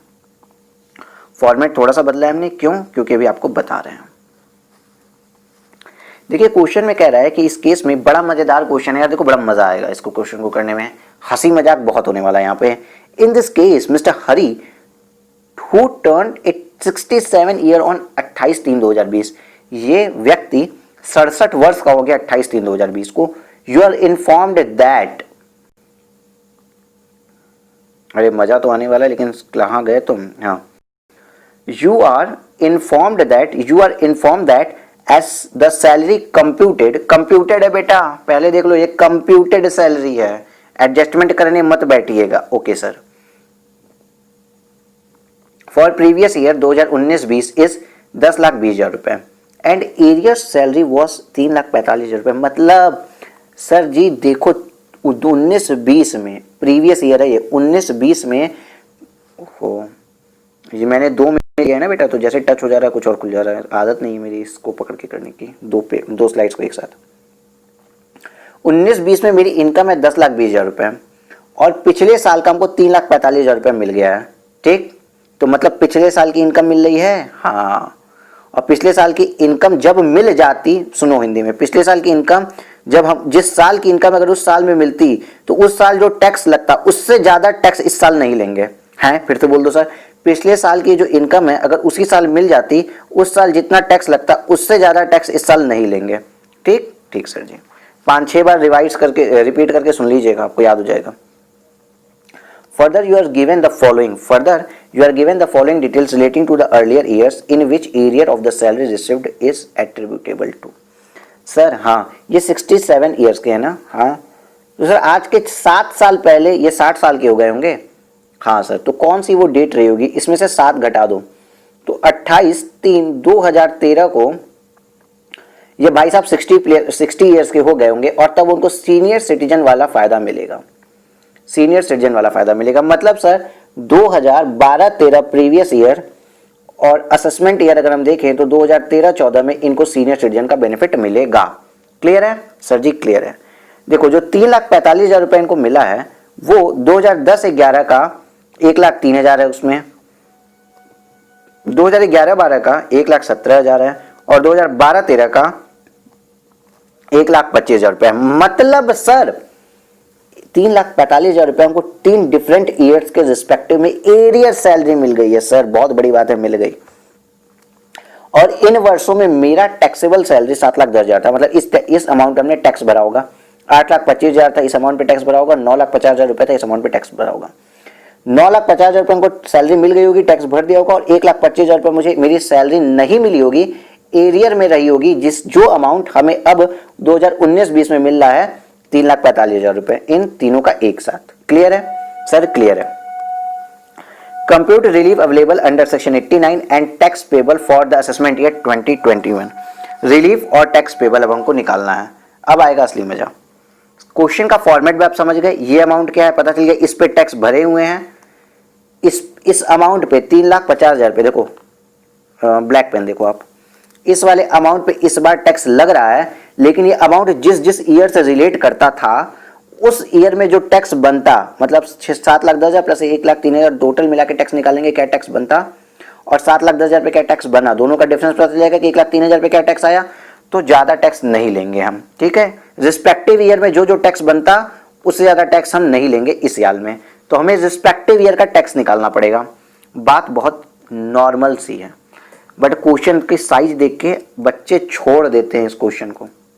अब देखो बड़ा मजा क्या आने वाला है। सर एक चीज कैलकुलेट करवाई थी आपने, sir sir sir sir sir पीछे आओ पीछे आओ। हाँ sir, sir 2012-13 previous year, assessment year 13-14 में ये सीनियर सिटीजन है।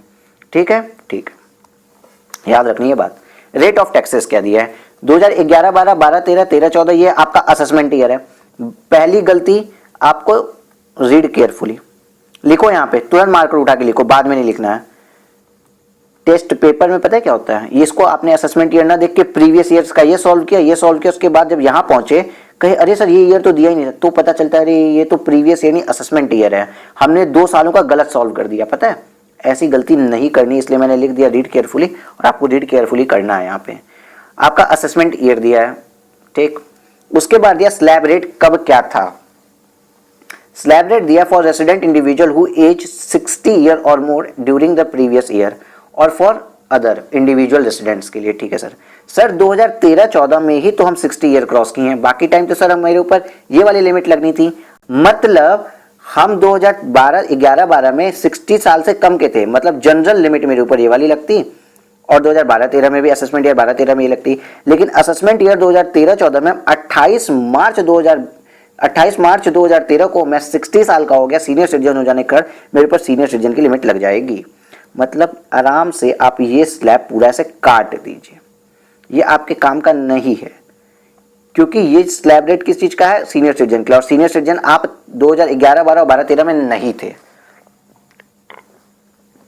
2013-14 में आप सीनियर सिटीजन बन गए हैं, तो इसलिए नॉर्मल पर्सन का स्लैब रेट आपके ऊपर नहीं लगेगा। समझ आया? हाँ सर समझ आ गया। आपसे क्या बोल रहा है, education cess 2% and secondary higher education cess 1% was attracted for income tax for all the preceding year. मतलब आप करेंटली जो हेल्थ एंड एजुकेशन सेस 4% लगाते हैं, वो पहले एजुकेशन एंड सेकेंडरी एजुकेशन लगता था, हेल्थ का नाम नहीं था, वो टोटल 3% लगता था, 2% ये और 1% ये। क्लियर है? क्लियर है सर। पहले स्टेप पे मैंने आपको बताया था करंट ईयर की टैक्सेबिलिटी निकालिए कि उस एरियर इनकम को इंक्लूड करके और एक्सक्लूड करके। ठीक है, computation of tax payable by mister Hari for assessment year 2021 अगर हम निकाल दें तो आता है असेसमेंट ईयर 2021 के लिए एरियर इनकम को इंक्लूड करके और एक्सक्लूड करके टैक्स किया जाएगा। देखो करंट ईयर की सैलरी 10,20,000 दोनों के लिए सेम है, हम 10,20,000 रुपए पे कितना टैक्स बनता है सर, 20,000 रुपए पे एक्स्ट्रा 20,000 का 30% जाएगा आपका टैक्स रेट, और 1,12,500 प्लस 30,000 पे जो भी 30,000 पे कितना टैक्स रेट जा रहा है, 30,000 का 20,000 का 30% 6,000, 1,16,000 सर यहाँ पे आ गया। 20,000 का 30% आपका जाता है 6,000, और 10,20,000 के हिसाब से हाँ आ गया आपका यहाँ पे 6,000, 1,12,000 ये 6,000, सर टोटल आपका 1,16,000 रुपए आ रहे हैं असेसमेंट ईयर 2021 के अकॉर्डिंग। ओके हाँ सर।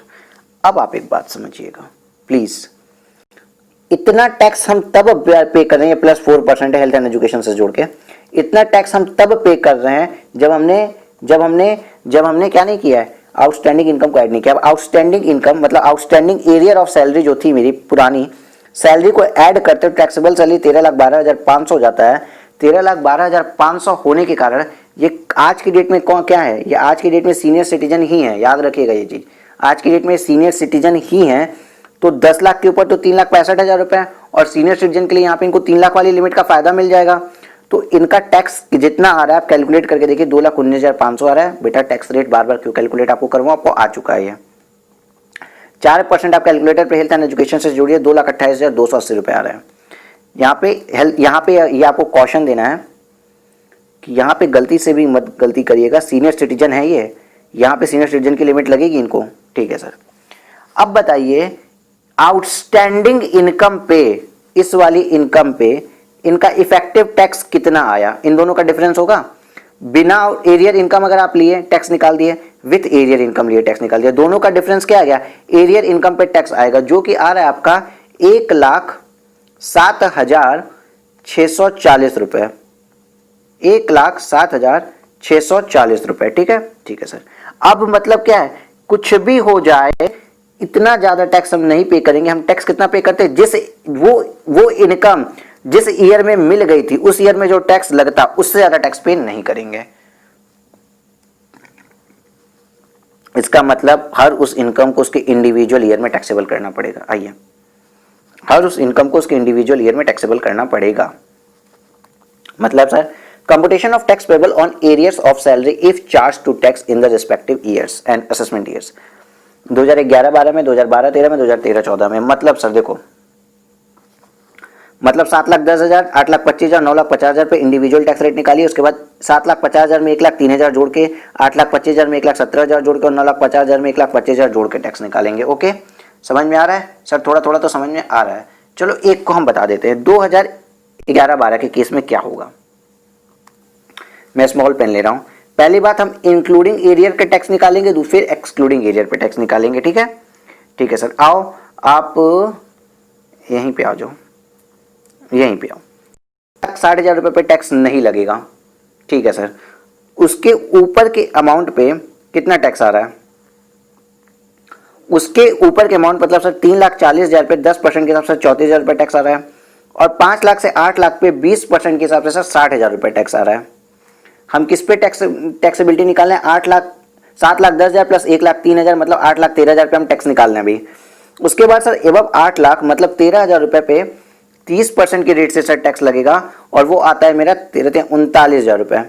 सर टोटल कितना टैक्स आपका बन गया? सर टोटल टैक्स बन गया आपका 34,000 plus 6,000 plus 60,000 plus 39,000, that is 97,400। Calculator करके आप कैलकुलेशन करके देख लीजिए। प्लस 3% आपका सेस है। सेस केवल यहाँ पे हेल्थ एंड एजुकेशन सेस मत लिखिएगा, सेस लिखिएगा तो आपका आता है 97,400 प्लस 3% अगर हम करते हैं तो आता है 1,322। लेकिन 97,400 नहीं है, 900 है। 97,900 प्लस 4% अगर हम करते हैं तो आता है 1,800। कुछ गलत हो रहा है बेटा, कुछ गलत हो रहा है, मैंने कुछ गलत दबा दिया है। 97,900 प्लस 3%। अच्छा, हम 4% बार बार वहां दबा रहे थे। देखो आदत पड़ गई ना 4% दबाने की। 1,837 रुपये आ रहा है। ठीक है, ठीक है सर। देखते हैं, ये 7,10,000 प्लस 1,03,000 किया, 8,13,000 आ गया। तो इस पे इन्होंने जब टैक्स कैलकुलेट किया 97,900 प्लस सेस 3% कैलकुलेट करके 1,837 आ गया है। यहाँ तक की बात समझ में आ गई ना आपको? देखो आपको टैक्स निकालना तो नहीं सिखाया जा सकता ना, क्योंकि टैक्स निकालना तो आपको आ जाना चाहिए था अभी तक। ये हमारी लास्ट क्लास चली और लास्ट क्लास में कोई टैक्स निकालना नहीं सिखाएगा आपको। ठीक है सर। एक्सक्लूडिंग अगर हम ये एरियर सैलरी कितनी बनती है, सॉरी एक्सक्लूडिंग एरियर में टैक्स कितना बनता है? 7,10,000 रुपये पे टैक्स अगर हम वही ये स्लैब रेट के अकॉर्डिंग टैक्स लगा दे तो मेरा टैक्स आ रहा है सर 78,280। अब मजे की बात सुनिए, इन दोनों का डिफरेंस क्या होगा? इन दोनों का डिफरेंस लगेगा जो मेरी एरियर सैलरी थी, एरियर सैलरी पे लगने वाला टैक्स अगर वो 2011-12 असेसमेंट ईयर में मिल जाती तो। और हमने क्या बोला? 2011-12 असेसमेंट ईयर पे जो टैक्स लगता है उससे ज्यादा टैक्स इस साल नहीं लगाएंगे। फिर से बोलो, 2011 जो एरियर सैलरी जिस ईयर की एरियर थी अगर उस ईयर में वो सैलरी मिल जाती तो जो टैक्स लगता है उससे ज्यादा टैक्स नहीं लगाएंगे। इन दोनों का डिफरेंस कितना आ रहा है?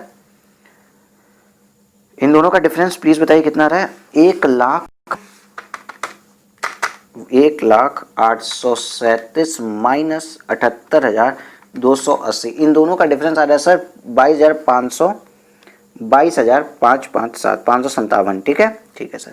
इसी तरीके से बेटा, इसी तरीके से सेम हम निकाल देंगे 2012-13 के लिए इंक्लूड करके और एक्सक्लूड करके। मतलब 8,25,000 रुपये पे इस वाले स्लैब रेट के अकॉर्डिंग, 8,25,000 रुपये पे स्लैब रेट के अकॉर्डिंग कितना टैक्स बनता है, और उसके बाद इसको इंक्लूड करके 1,17,000 रुपये, फिर यही वाला स्लैब रेट लगा के कितना टैक्स बनता है। अब जब हम इन दोनों का डिफरेंस निकालेंगे तो मेरा पता चल जाएगा कि 1,17,000 रुपये एडिशनल इनकम पे कितना टैक्स आ रहा है।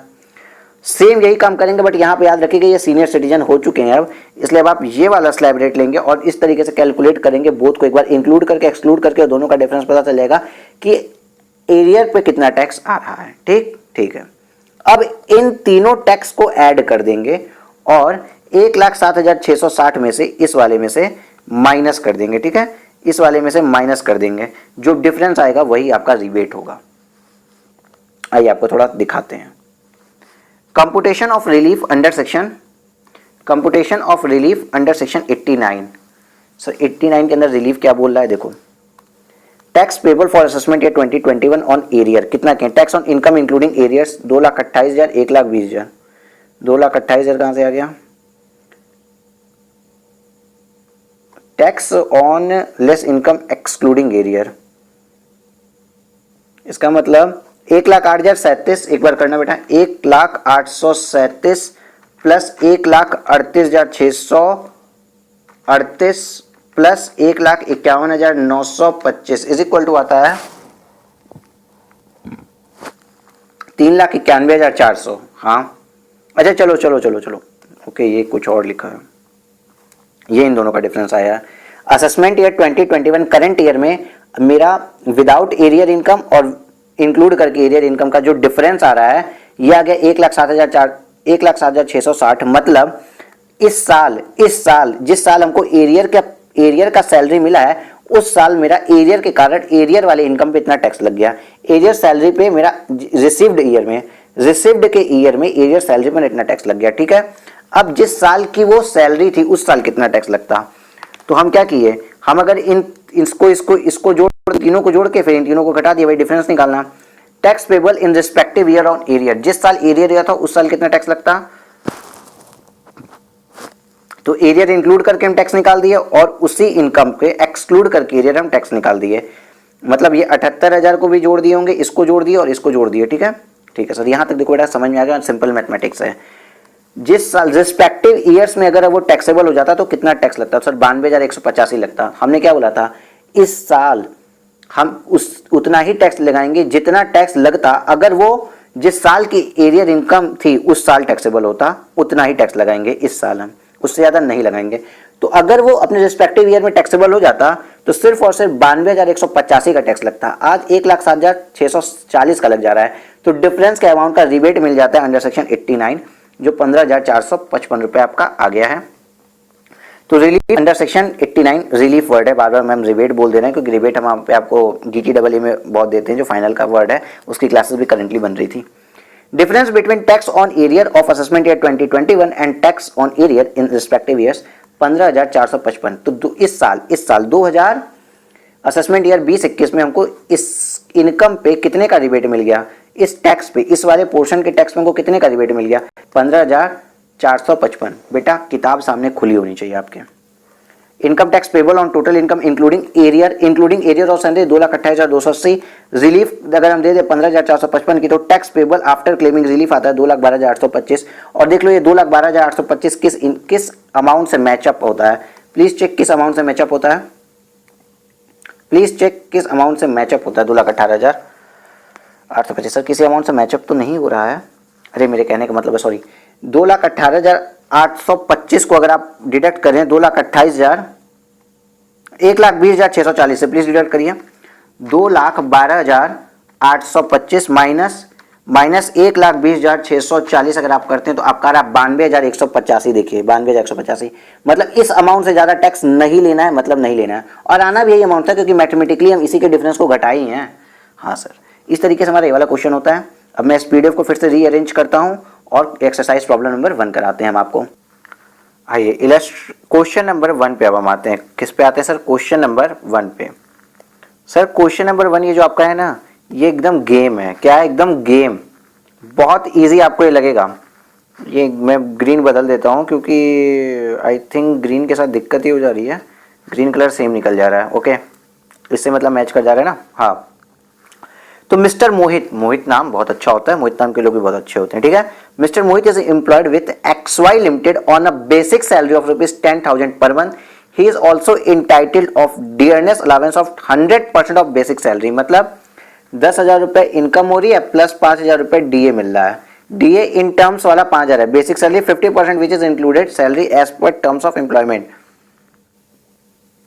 50 ऐसे नहीं, मतलब 10,000 रुपए इनको सैलरी मिल रही है प्लस 10,000 रुपए डियरनेस अलावेंस मिल रहा है। टोटल 20,000 रुपए इनकी सैलरी हो रही है, सैलरी प्लस DA, ये सैलरी प्लस DA है। सैलरी प्लस डीए, लेकिन डीए इन टर्म्स इसमें से कितना है 5,000 रुपए का, ठीक है। The company gives him house rent allowance of 6,000 per month which was increase to 7,000 रुपए पर month with effect from 1 January 2020। याद करिए जनवरी से इनका 7,000 रुपए हो गया एचआरए, जो कि पहले 6,000 रुपए हुआ करता था। सर ये क्वेश्चन पूरा एचआरए बेस है, तो क्या हम एचआरए को थोड़ा सा पढ़ लें? पहले हम क्वेश्चन पढ़ लेते हैं, एंड में क्या लिखा है। Compute the gross salary of assessment year 2021। Gross salary क्या होगी सर? ग्रॉस सैलरी आएगी सैलरी, ठीक है सर, प्लस डीए आएगा, हाँ, प्लस एचआरए आएगा। ग्रॉस सैलरी में सर यही तीन चीजें जुड़ेंगी। फिर से सोचो, ग्रॉस सैलरी में क्या आएगा? सैलरी आएगी, डीए आएगा और एचआरए आएगा। ये ग्रॉस सैलरी होती है। सैलरी हमको दी है, डीए हमें दिया है सर, एचआरए हमको क्या करना है? कैलकुलेट करना है। यही जो चीज है एचआरए, इसको हमको क्या करना है? कैलकुलेट करना, और हमारा सॉल्यूशन हो जाएगा। बहुत हल्का क्वेश्चन है, एकदम हल्का। चलो, he also get an increment of 1,000 per month in the basic salary from the effect of 1st of February। ये फरवरी से, फैब से इनको क्या हुआ? इंक्रीमेंट मिला है सैलरी में 1,000 रुपए पर मंथ का। जो इनकी सैलरी 10,000 रुपए पर मंथ थी, वो कितनी हो गई? 11,000 रुपए पर मंथ हो गई, सिर्फ 2 महीनों के लिए, फरवरी और मार्च के लिए। ठीक है sir ji. Rent paid by him during the previous year 1920 is as under. अप्रैल से मई तक वो कोई रेंट नहीं भरे, क्योंकि वो अपने पेरेंट्स के साथ रहे थे। जून से अक्टूबर तक इन्होंने 6,000 रुपए पर मंथ भरा for an accommodation for an accommodation, एक सेकंड ये क्लियर नहीं था, हाँ, for an accommodation in Ghaziabad. और नवंबर से लेकर मार्च तक इन्होंने 8,000 रुपए पर मंथ भरा for accommodation in Delhi. Sir Delhi वो आ गया ना सर, एमकेडीसी आ गया दिल्ली। एमकेडीसी बोले तो मुंबई, कलकत्ता, चेन्नई और दिल्ली में 50% ऑफ सैलरी लगता है। सर थोड़ा सा क्लियर करा दो फिर से एक बार। देखो, हमने एचआरए को पढ़ा था, तो एचआरए में कौन सा पोर्शन टैक्सेबल होता है ये पढ़ेंगे, कि कितने की एग्जेम्पशन मिलती है ये पढ़ेंगे। सर डिडक्शंस कितने की मिलती है, एग्जेम्पशन कितने की मिलती है, हम किसकी बात करेंगे? इस चीज की बात करेंगे सर। टैक्सेबल की बात नहीं है यहाँ पे, एग्जेम्पशंस की बात हो रही है। तो देखो एचआरए में कौन सा चीज एग्जेम्प्ट होगा? लीस्ट ऑफ द फॉलोइंग, जो सबसे कम होगा वो एग्जेम्प्ट होगा। पहली बात, जो एक्चुअल हमको अमाउंट रिसीव्ड हो गया, मतलब एचआरए जो हमको रियल में मिल रहा है वो, या फिर rent paid minus 10% of salary, और जहां सैलरी का मतलब क्या होता है? बेसिक पे प्लस डीए इन टर्म्स, ठीक। और सर तीसरी चीज होती है ये rent paid minus 10% of salary. तीसरी चीज होती है सर 40% ऑफ सैलरी या 50% ऑफ सैलरी। एमकेडीसी के चक्कर में 50% होता है। यहाँ पे दिल्ली जब वो गए रहने तो 50% लेंगे, और बाकी टाइम कितना लेंगे? 40% लेंगे। यहाँ पे आइए, ये देखिए, जब ये दिल्ली चले गए, जब ये दिल्ली गए तब तो 50%, लेकिन जब ये गाजियाबाद में थे तो 40% का डिडक्शन मिलेगा एचआरए को कैलकुलेट करते समय, क्योंकि हमको सिर्फ और सिर्फ इसमें एचआरए कैलकुलेट करना है। बहुत ही हल्का, बहुत ही आसान क्वेश्चन है। कंप्यूटेशन ऑफ ग्रॉस सैलरी में बेसिक सैलरी आपकी कितनी आ गई? 10,000 इंटू 10। क्यों? क्योंकि 10 महीने तक आपको 10,000 रुपए मिला, फरवरी में आपकी इंक्रीमेंट हो गई, मतलब 2 महीने के लिए आपको 11,000 रुपए मिले थे, तो 11,000 इंटू 2, 1,22,000 रुपए आपका बेसिक सैलरी आ गया। और dearness allowance 100% of basic salary था, तो वो भी 1,22,000 हुआ। इतने में कहीं कोई कंफ्यूजन इम्पॉसिबल है, कक्षा 2 का बच्चा इतना कर सकता है। अब computation of taxable house rent allowance करेंगे। इसको निकालने के लिए सबसे पहले हमको कितना क्या कैलकुलेट करना होगा? सैलरी, क्योंकि हमें 40% ऑफ सैलरी वगैरह देखना पड़ता है, और rent, salary minus 10% of rent भी हमको वहां देखना पड़ता है, ठीक है। तो बेसिक सैलरी आपकी 10,000 रुपए अप्रैल से मई तक रही, जून से अक्टूबर, नवंबर, दिसंबर, जनवरी, फरवरी, मार्च। सर इस ब्लॉक्स में क्यों बांटे हो? अभी आपको बताते हैं। ब्लॉक्स में क्यों बांटे हम अभी आपको बता रहे हैं। आप वेट करिएगा क्यों ब्लॉक में बांटे, बस बांटेंगे ऐसे ही, क्योंकि आपको आइडिया मैं दे देता हूँ। अप्रैल से मई तक के लिए अलग डाटा दिया, जब हमने कोई रेंट नहीं भरा तो इसके लिए एक अलग ब्लॉक बनाया। जून से अक्टूबर के लिए हमने अलग ब्लॉक बनाया, क्योंकि इसका डाटा अलग था। और नवंबर में हम दिल्ली में चले गए, अलग रेंट हमने भरा, इसलिए इसका डाटा हमने अलग बना दिया 8,000 वाला, नवंबर से दिसंबर तक का, ठीक है। और जनवरी से हमको इंक्रीज्ड एचआरए मिला है ना, इसलिए जनवरी को अलग किए और फेब मार्च को अलग किए, क्योंकि फेब मार्च से मेरी सैलरी बढ़ चुकी थी। इसलिए 5 ये ब्लॉक्स बनेंगे, ठीक है। 5 तरीके से इसकी 5 अलग अलग मंथ्स की हम कैलकुलेशन करेंगे। Okay sir. तो आइए, सबसे पहले बेसिक सैलरी पर मंथ कितनी थी? अप्रैल से लेके अक्टूबर, दिसंबर, जनवरी तक हमको 10,000 मिला, उसके बाद 11,000 मिला है। और DA as per terms of employment 50% ही था, तो 5,000 5,000 5,000 5,000, लेकिन यहाँ 11,000 की सैलरी थी फरवरी और मार्च की, तो 5,500 रुपए डीए इन टर्म्स हो जाएगा। मतलब सैलरी पर month for purpose of computation of house rent allowance कितनी होगी? 15,000, 15,000, 15,000, 15,000, 16,500, क्योंकि इस लास्ट के महीने में हमको 1,000 रुपये इंक्रीमेंट मिल गया था। ठीक ठीक, यहाँ तक कोई दिक्कत नहीं है आपको। यहाँ तक की चीजें हमने कई बार पढ़ी है, इसके आगे की भी चीजें भी बेटा हम पढ़े हुए हैं। देखो अप्रैल में ये 2 महीने की बात कर रहा है, ये 5 महीनों की बात कर रहा है, क्योंकि जून टू अक्टूबर, नवंबर दिसंबर 2 महीने, 1 महीने और 2 महीने। तो रेलेवेंट पीरियड पता चल चुका है, रेलेवेंट पीरियड पता चल चुका है। तो सैलरी बताओ टोटल कितनी मिली इतने महीनों की। हम क्योंकि मंथ के ऊपर तो कैलकुलेट कर नहीं रहे, इतने पूरे महीनों की सैलरी कितनी बनी? तो 1 महीने की 15,000 थी, तो 2 महीने की कितनी हुई? 30,000 रुपया सैलरी। अब इसको इस कॉलम को देखिए, total salary for relevant period, salary for relevant period, तो सैलरी पर मंथ इंटू रेलेवेंट पीरियड। इस तरीके से ये 15,000 था, ये 15,000 था, तो 5 महीने के लिए 15 पचे 75, 15 दूना 30, 15 कम 15, 16,500, 32 33,000 रुपये आ जाएगी। ये देखिए आपकी सैलरी आ गई इस पीरियड की। किस किस पीरियड की है सर सैलरी? ये आपकी अप्रैल से लेके मई तक की है, जून से लेके अक्टूबर तक की है, ये आपकी नवंबर दिसंबर की है, ये आपकी जनवरी की महीने की है, और ये आपका फेब टू मार्च का है। क्लियर है सर जी? क्रिस्टल क्लियर है यहाँ तक। अब बात करते हैं रेंट पेड कितना किए थे। हम कुछ नहीं कर रहे अभी, बस हम डाटा कलेक्ट कर रहे हैं। क्या कर रहे हैं? डेटा अरेंज कर रहे हैं, बल्कि इसको कहेंगे कलेक्ट की जगह डेटा अरेंज कर रहे हैं। हमने रेंट पेड कितना किया है? जब हम अप्रैल टू मई थे तो हमने कोई भी रेंट पे नहीं किया, लेकिन जून से लेकर अक्टूबर तक 6,000 रुपये महीना तक किया। तो जून से अक्टूबर तक हमने 6,000 रुपये पर महीना किया, तो इस 5 महीने में हमने 30,000 रुपये रेंट पे किया। नवंबर से लेकर मार्च तक हमने 8,000 रुपये महीना पे किया। तो नवंबर से लेकर 8 मार्च तक, मतलब नवंबर दिसंबर इस 2 महीने में 8,000 रुपये के हिसाब से, जनवरी में 8,000 रुपये और फरवरी मार्च में भी 8,000 रुपये, 16,000, 8,000, 16,000 रुपये रेलेवेंट पीरियड्स का हमको पता चल गया एक्चुअल रेंट क्या पे किए हैं। अब बात करेंगे हमको हाउस रेंट अलाउंस मिला कितना। सर हर साल 6,000 रुपये मिलता था, और जनवरी से 7,000 मिला है। तो जनवरी में 7,000 और 7 दूनी 14,000, उसके पहले हर जगह 6,000 6,000 के हिसाब से रेलेवेंट पीरियड में कितना HRA मिला ये हम निकाल लिए। सर हाँ, हमने इस तरीके की कैलकुलेशन की क्यों है? क्योंकि पहले तो हमको क्या निकालना है? एक्चुअल HRA रिसीव्ड, इसलिए हम ये चीज निकाले। और रेंट पेड हम क्यों निकाले पीरियड का? क्योंकि रेंट पेड में से 10% ऑफ सैलरी करनी थी, इसलिए हमको रेलेवेंट पीरियड का रेंट पेड निकाले। और सैलरी क्यों कैलकुलेट किया? क्योंकि 40% 50% वाली कैलकुलेशन करनी है। समझ में आ रहा है? हाँ सर समझ में आ गया, इतनी बात। अभी तक हमने सिर्फ इतना डाटा अरेंज किया है, यहाँ तक क्या समझ में आ गई बात? जी सर। अब हम बात करेंगे हमको HRA में एग्जेम्पशन कितनी मिलेगी, क्योंकि हमने जब यहाँ तक कैलकुलेट किया, बेसिक सैलरी पता चल गई, डियरनेस अलाउंस पता चल गई। अगर हमें हाउस रेंट अलाउंस पता चल गया तो हम ग्रॉस सैलरी निकाल लेंगे, जो कि हमसे पूछा गया है, और हम सॉल्व कर लेंगे अपना प्रॉब्लम। ठीक सर। तो least of the following will be exempt, इस सब में से लीस्ट एग्जेम्प्ट हो जाएगा। Actual HRA received, rent paid का 10% ऑफ सैलरी, और 40% ऑफ सैलरी जब तक गाजियाबाद में रही हो, मतलब अक्टूबर तक की बात है। तो पहली बात तो नॉट एप्लीकेबल, कहीं आपको कोई रेंट लगा ही नहीं था जब आप कहीं रेंट पे नहीं कर रहे थे। दूसरी बात, जब आप जून से लेके अक्टूबर में हो तो आपने 30,000 रुपये एक्चुअल में HRA रिसीव्ड किया है, और रेंट पेड आपने रेंट पेड कितना किया? देखो 30,000 रुपये का रेंट पे किया, माइनस 10% ऑफ सैलरी, मतलब माइनस 7,500, हाँ 22,500 आ गया। उसके बाद रेंट पेड HRA आपको रिसीव्ड कितना हुआ? ये वाला अमाउंट 12,000 रुपये, और रेंट पेड का 10% ऑफ सैलरी, तो रेंट पेड आपने 16,000 रुपये किया था, माइनस 3,000, तो यहाँ पे 13,000 आ गया। उसके बाद HRA रिसीव्ड 6,000, रेंट पेड 8,000 किए, 10% ऑफ सैलरी, ये 1,500 होगा, 8,000 माइनस 1,500 6500 आ गया।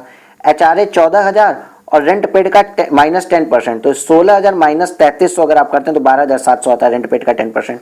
पहली कंडीशन। दूसरी कंडीशन, तीसरी कंडीशन क्या थी? 40% ऑफ सैलरी या 50% ऑफ सैलरी।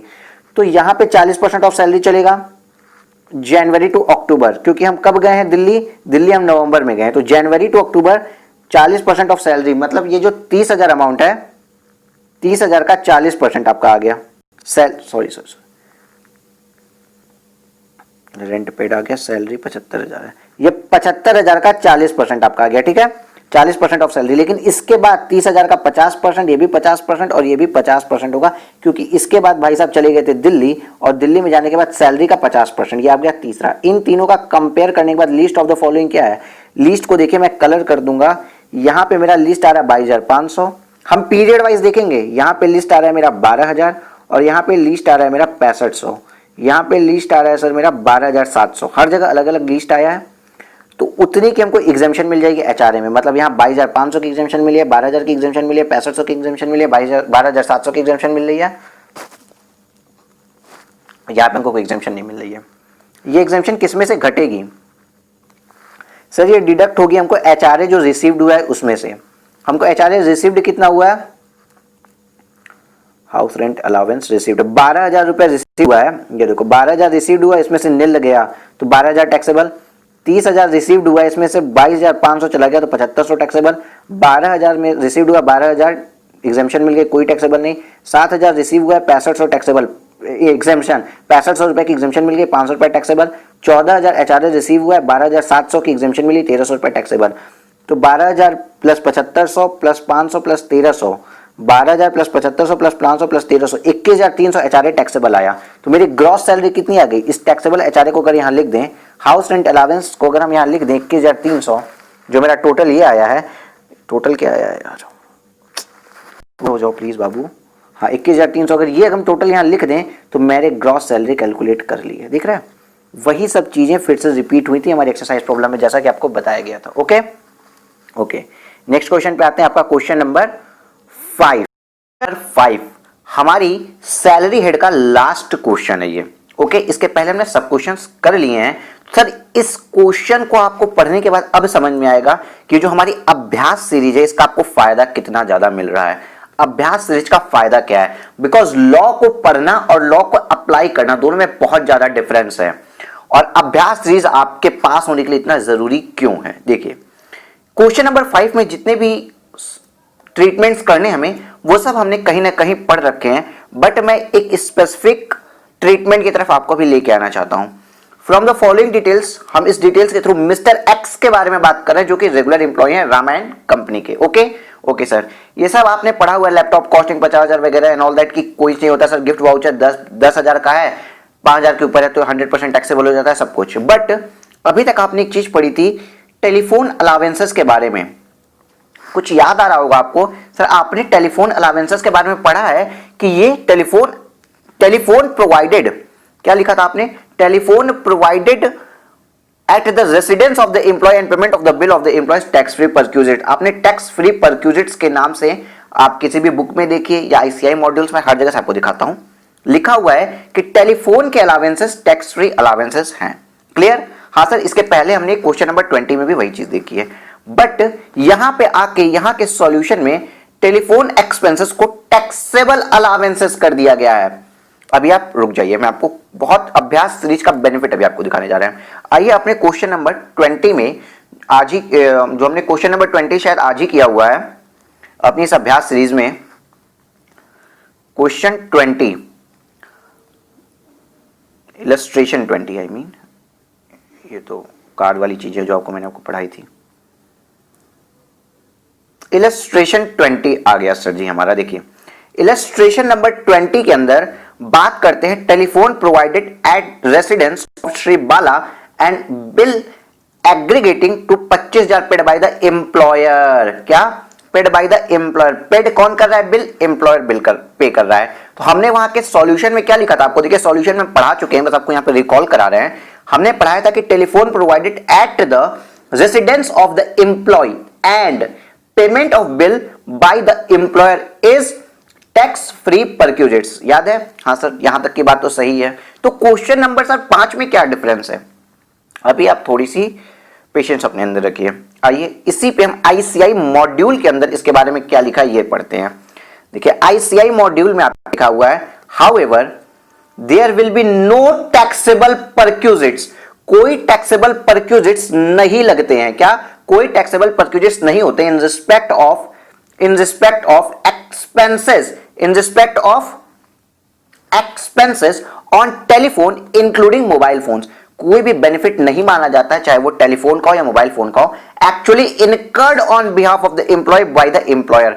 वर्ड्स को पकड़ेगा, actually incurred on behalf of the employee by the employer. मतलब अगर आपका 2,000 का बिल आया, आप एक एम्प्लॉय हैं, आपका एम्प्लॉयर अगर 2,000 का बिल पे कर देता है तो वो आपके हाथ में परक्यूजिट नहीं है, या आईसीआई भी लिख रही है।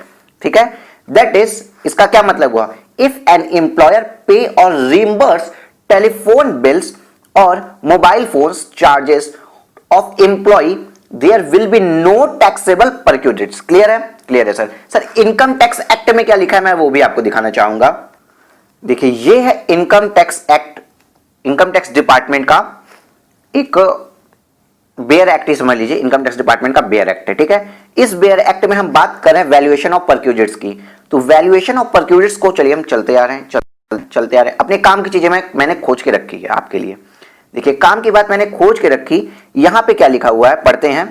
यहां पे इन्होंने लिख दिया है the value of any other benefit amenity services right privilege provided by the employer shall be determined on the basis of cost to the employer. Employer को जो कॉस्ट पड़ी उस बेसिस पे बेनिफिट माना जाएगा कि गैस का बेनिफिट कितने दिए, या फिर हम कोई राइट दे दिया, मान लो उसके घर में सिलेंडर्स लगवा दिए, गैस पाइपलाइन वाटर वगैरह जो भी दिया, उसका बेनिफिट कितना हुआ, एम्प्लॉयर को जो कॉस्ट पड़ी वो माना जाएगा, ठीक है। Under an arm length transaction as reduced by the employee's contribution to it. मतलब अगर आपने उसको कोई सर्विस दी है जिसपे एम्प्लॉयर की कॉस्ट पड़ी 1000 रुपए, ठीक है, और उसके अगेंस्ट में एम्प्लॉय से आपने सिर्फ 100 रुपए चार्ज किए, तो रिड्यूस कर देंगे 100 रुपए को और माना जाएगा 900 रुपए की कॉस्ट पड़ गई, ठीक। हाँ सर, यहां तक बात सही है। अब आप आइए असली लाइन पे। Provided that nothing contained in this clause shall apply to expenses on telephones including a mobile phones. ये कोई भी कॉस्ट एम्प्लॉय के हाथ में मानी ही नहीं जाएगी, कुछ भी बेनिफिट हुआ ही नहीं एम्प्लॉय को, यदि वो एक्सपेंसेस, वो खर्चा रिलेटेड किस चीज से, टेलीफोन से या मोबाइल फोन से, एक्चुअली इनकर्ड, अगेन वर्ड देखिए, actually incurred on behalf of the employee by the employer. मतलब आपके पास फोन था, फोन का बिल आपका 500 रुपए आया, अगर ये 500 का बिल, इस 500 रुपए का बिल अगर आपके एम्प्लॉयर ने भर दिया तो भी ये खर्चा अलाउड, ये मतलब आपको कोई परक्यूजिट नहीं माना जाएगा, कोई बेनिफिट नहीं माना जाएगा। और दूसरी बात, अगर 500 का पेमेंट आप कर दिए, उसके बाद यहां पे इसको बता दिया कि मैंने 500 रुपए का पेमेंट किया था और एम्प्लॉयर ने रीइंबर्स किया है ना अगर आपको 500 रुपए, तो भी आपको नहीं माना जाएगा कि टेलीफोन का कोई बेनिफिट हुआ है, टेलीफोन अलाउंसेस नहीं माना जाएगा, बिकॉज एक्चुअली इनकर्ड अमाउंट था। यहां पे क्या था, एक्चुअली इनकर्ड अमाउंट था। अब अपने क्वेश्चन पे आते हैं हम लोग। ये जो हमारा क्वेश्चन नंबर 5 है, ठीक है सर, इसमें एक बात अगर आप नोटिस करें तो यहां पे लिखा है he is getting telephone allowances of ₹500 per month. क्या यहां पे कोई भी बात हुई है कि एक्चुअल में एक्चुअल एक्सपेंडिचर कितना हुआ, क्या पता चल रहा है आपको? अगर मैं कहूं सर एक्चुअल एक्सपेंडिचर उसका 200 रुपए का हुआ था तो भी उसको 500 मिलना है, अगर एक्चुअल एक्सपेंडिचर उसका 600 रुपए का हुआ था तो भी 500 रुपए मिलना है। इट मींस यहां पे उसको फिक्स्ड वैल्यू मिल रही है सर जी, यहां पे उसको फिक्स्ड अमाउंट मिल रहा है, उसके ना खर्चे का रिइंबर्समेंट मिल रहा है ना एक्चुअल खर्चे की पेमेंट एम्प्लॉयर कर रहा है, इसलिए only because of this reason this become taxable. अगर आपने ये हमारे साथ ये सीरीज नहीं की है या फिर आप क्वेश्चनर नहीं करते हो, सिर्फ आप लॉ पढ़ के जाएंगे तो आप गलत कर देंगे बेटा, और इतना माइन्यूट डिफरेंस आपको नहीं समझ में आएगा, क्योंकि बुक्स में भी सीधे लिखा है कि ये खर्चा, ये मतलब परक्यूजिट टैक्सेबल नहीं माना जाता है, लेकिन टेलीफोन अलाउंसेस यहां पे क्यों टैक्सेबल है? लिखिए यहां पे कॉशन, जो हम लोगों ने कुछ नहीं तो पूरी बुक में अभी तक 100-150 क्वेश्चन पॉइंट्स लिख दिए हैं जिससे आपका आंसर कभी गलत ना हो। क्वेश्चन लिख दिए बिकॉज एक्चुअल, वहां पे वर्ड लिखा हुआ है आपका, आप अगर नोटिस करें तो वहां पे लिखा एक्चुअल, एक्चुअल पेमेंट और रिइंबर्समेंट, जो भी एक्चुअल खर्चा होता है ना, एक्चुअली इनकर्ड वर्ड जो होता है, जो कि एक्चुअली इनकर्ड एक्सपेंडिचर है, केवल उसी के रिस्पेक्ट में, एक्चुअली इनकर्ड एक्सपेंडिचर के रिस्पेक्ट में अगर एम्प्लॉयर पे किया हो या रिइंबर्स किया हो तो आपको ये जो है टैक्स फ्री हो जाता है, टैक्सेबल नहीं होता है, टैक्स फ्री हो जाता है। बट यहां पे एक्चुअल नहीं है, ये बस 500 रुपए आपको दे दिया, अब 500 रुपए का 500 खर्चा करिए, 200 खर्चा करिए, 100 खर्चा करिए या 800 खर्चा करिए, आपके ऊपर है। तो दिस इज